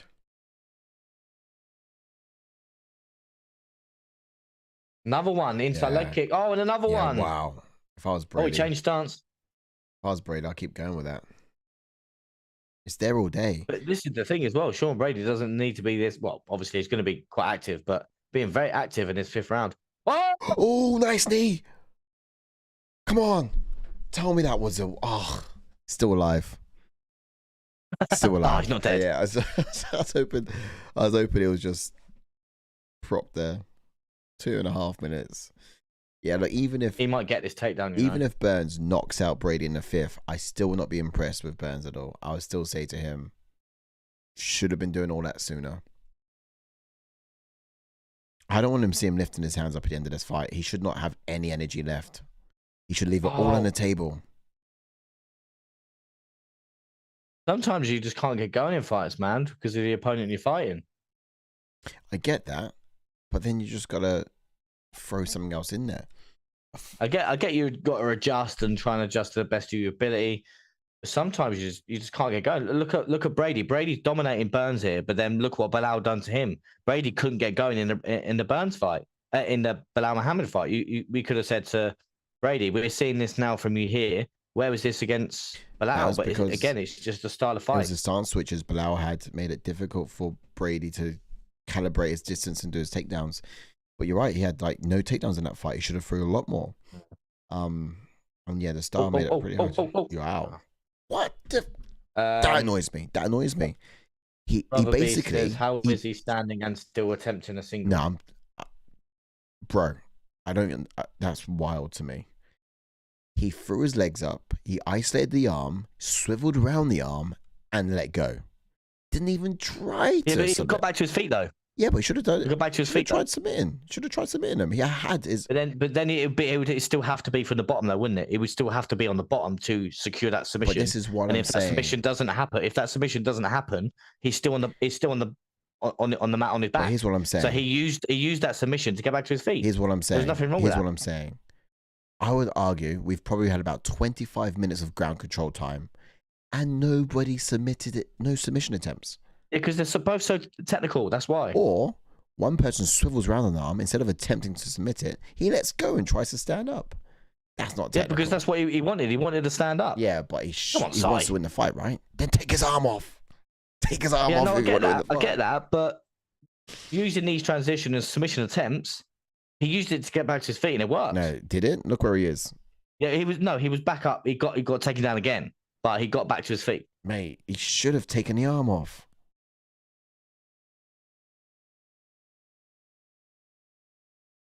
Yeah, Burns annoys me, man. Great, fantastic. See, Brady, The fact that Brady can't stand up, that's right. He spent everything in 5th round. Burns did not spend everything. I'm gutted. Brother says, give Brady a rematch against Bilal. He's not broken his back. I agree. I'd happily see that. I would see that. Because Brady didn't shoot once. Well, he might have shot actually. But he didn't shoot as much as he should have shot against Bilal. I do think we need to run that fight back. I'd love to see it with more takedowns.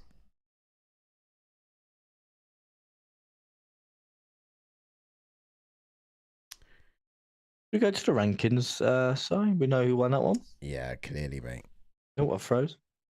Clearly.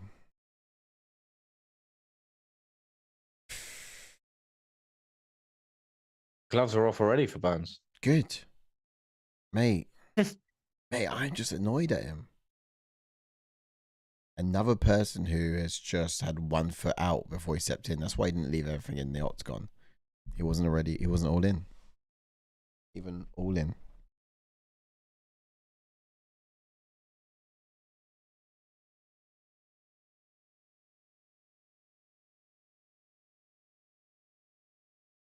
$50-45.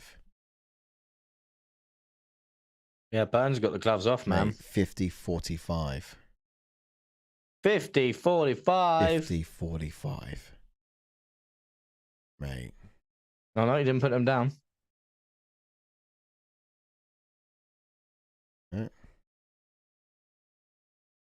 Wow. He's walking out with it. Not bad, though. Nice one for Sean Brady. I should have gone Sean Brady. I can't remember why I decided. I got one right. You did. Can't remember why I chose to go Burns in the end, but wrong choice.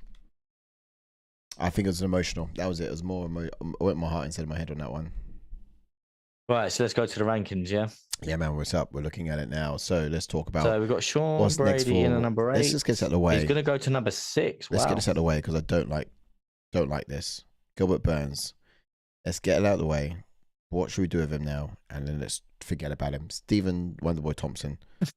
Not very nice. Yeah, I'm just annoyed. He could fight Michael Venom Page, maybe.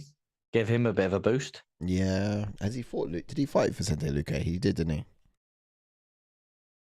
I think them two trained together. I don't think they'll fight each other. Yeah, I did hear about that, but I thought they did fight in the end.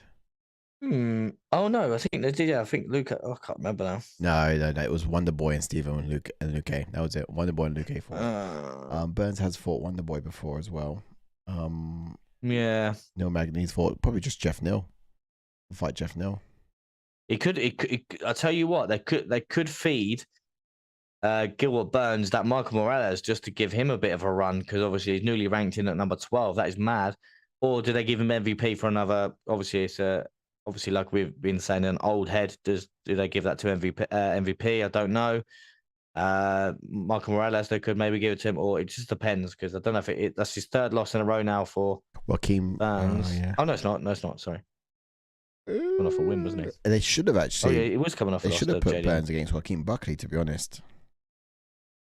Yeah, that would have been a good one. It'd been a good one.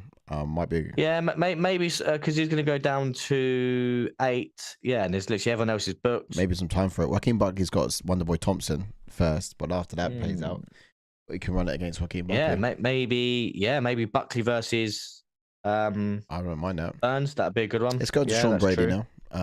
Brighter days. Brady's in at number 8. He's going to go to number 6. Colby. The world is his oyster, mate. It really is. Kobe Covington could fight JDM. Why is everyone from top 5 not got a lineup yet? Not got a matchup yet? Because I think Shavkat is probably trying to go for Bilal, which is I think that should happen. Yes, it should. We don't see Shavkat fighting. Usman, to be fair, should be fighting soon. So they could even do they could even do Usman versus Brady. That'd be a good matchup. Yeah, agreed. But you're looking at Shavkat and JDM. They're both on massive win streaks. I think Shavkat should get the opportunity to fight for the belt. Who fights Leon, though? That's the question. Does JDM fight Leon? Would be good. JDM versus Leon. That'd be a good matchup.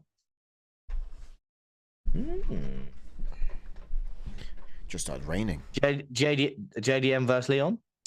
And then because obviously Leon's obviously not got a match up. I forgot about him. Yeah, he's not gonna go rematch. Yeah, because he's not gonna do the rematch. So maybe Leon versus JDM, Shavkat versus Bilal, Usman versus JDM. No, Brady. Usman versus Brady.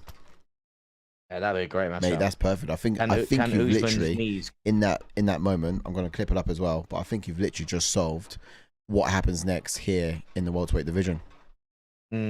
That ties everything up beautifully. And then Kobe Cumberton versus Ian Machado Gary. That works out as well. Perfect. Yeah, I'm happy with that as well. Cool. All right, that wraps that up. Take us back, mate. Back we go. Fight of the night. Ooh, fight of the night for me. I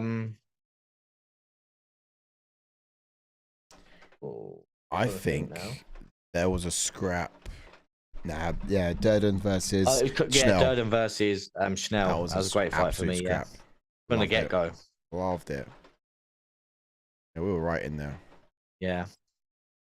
And then I didn't do the next event thing. I don't know if it's on there. Was it originally on there? Was it? Let's have a look. Let's have a look. So also bearing in mind for you guys who are watching, thanks for joining us. Thanks for being around for this fight card. It's the first week back after a week off. Always good to spend it with your pals and buddies. We will next be doing a show on Wednesday as we get ready for the pay-per-view card, which is, and I'll see if I can get that up. Up next, let's have a look. That's the event we're currently looking at, and the pay-per-view card is right there. UFC 306, O'Malley versus Dvalishvili. Sean O'Malley versus Merab Dvalishvili. We've got Alexa Grasso and Valentina Shevchenko on that card as well. They'll be concluding their bout from the what's it called, Tough Series on that card as well. Ortega's back against Diego Lopez. Raul Rosas Jr. and Oreo Killing is there. And do you know what? Today we saw Steve Garcia. I would love him to make this card if he can. I do think we've got a few changes on this card as well that's not been uploaded to this yet. But other than that, it's not too bad. It's not too bad. Mad. And as I said already, Wednesday we will be back. Can you hear the rain? No, I can't. Oh, is that the main card now? Is it? Is it changed? No, this would be old. So what we saw earlier today is what it would be. Oh, I was going to say, I'd even prefer that. Yeah, I mean, yeah, no, this is good. This is good, but I believe this has changed to what it is now. Because this is what I was saying, update it. But if you didn't update this, then this is old. This is what JK done a couple of weeks back. Oh, okay. Oh, well, anyway, that's the obviously the card for UFC 306. Indeed. Just to jump on to quickly before we do wrap it up, pay-per-view leaderboard coming on Wednesday is what I'm saying. Pay-per-view event Wednesday. Yes. Do tune in for that. Ash and I will be taking you guys through the whole main card and giving the lowdown on everything there. One more time before we do leave and go to leaderboard. Here's the prelim results from today. And you were just here with us who gave you the whole update on the main card. All right, Ash, take it away. Leaderboard, what's it looking like? So the leaderboard just for this event, Shango V out at number 1, outright leader. Well done, Shango V. It's a shame he didn't join us tonight, but he was overall leader at 19 with 19 points. Wow. Bloody hell, 19 points at number 1. Dogs Nuts in at number 2 with 17 points. Shoosh. Same with Harris, 17. Leslie, 17. Wales in New Jersey at number 3 with 16 with Sean MMA. In at number 4, Psycho Psy. Don't know why I called you Psycho Psy. That'd be me. With 15 points. Dylan as well with 15 points. JK down in 6th with 13. And me all the way down in 9 with 3 points. Okay. Yeah, if I'd have maybe done a few, because I would have definitely got Andre Petrosky in the early prelims, because I would have put him by decision. That would have been another 2 points. Apart from that, I don't know what else I would have got. But yeah, I mean, the first bloody time I forget to do it. Yeah. Yeah. I really wish I mean, I did go Sean Brady on that one, because thinking about it in the homework, I think I picked him, but in the last minute I just went with Burns because I wanted to. But yeah, either way. All right, guys. Look, it's been a great event. Yes. Thanks for joining us as well. Thanks for being here. We're going to wrap up and get into... It's 3 o'clock now. Relatively quick one as well, to be fair. It was. But up early in the morning. Glad they kept it to a 5-fight main card instead of a 6-fight main card. Yeah. It was meant to be 6, wasn't it? Yeah, it was. I'm glad that they cut it to 5 fights, to be fair. I did not mind that at all. First day back. Ease us in. Take it easy. Yeah, exactly. You know what I mean? Ease it in there. Ease it in there with consent, of course. So look, guys, that's us. Thanks so much for joining us on this episode. But for the UFC Burns versus Brady, we'll be back next week with pay-per-view event O'Malley, and he's gonna be fighting Philly. Wow. Join us on Wednesday because we're gonna have the breakdown. And do like and subscribe if you haven't done so already. We'll be giving you all of the updates throughout the week as well. On our socials, on our channels, so be there. All the descriptions are in the chat below. But that's it for me. Love, peace, chicken, and chicken grease. All right, guys. Bye bye.